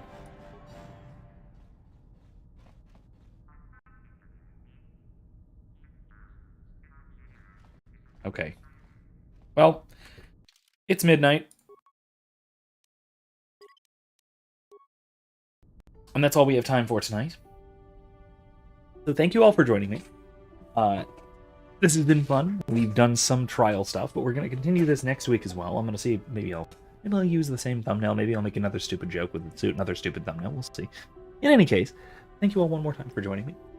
And I hope to see you again next time. We're going to be continuing with Dragon Age Inquisition on Thursday, and continuing once again with Knights of the Old Republic next Monday. Same time, same place, same channel. Same everything. Different shirt. I am running low on new Star Wars shirts. Not new, but Star Wars shirts I haven't worn yet. But it's still lasting. I still have a few more. So there's that. Anyway, thank you all one more time for joining me, and I hope to see you again next time. Have a good night, everyone.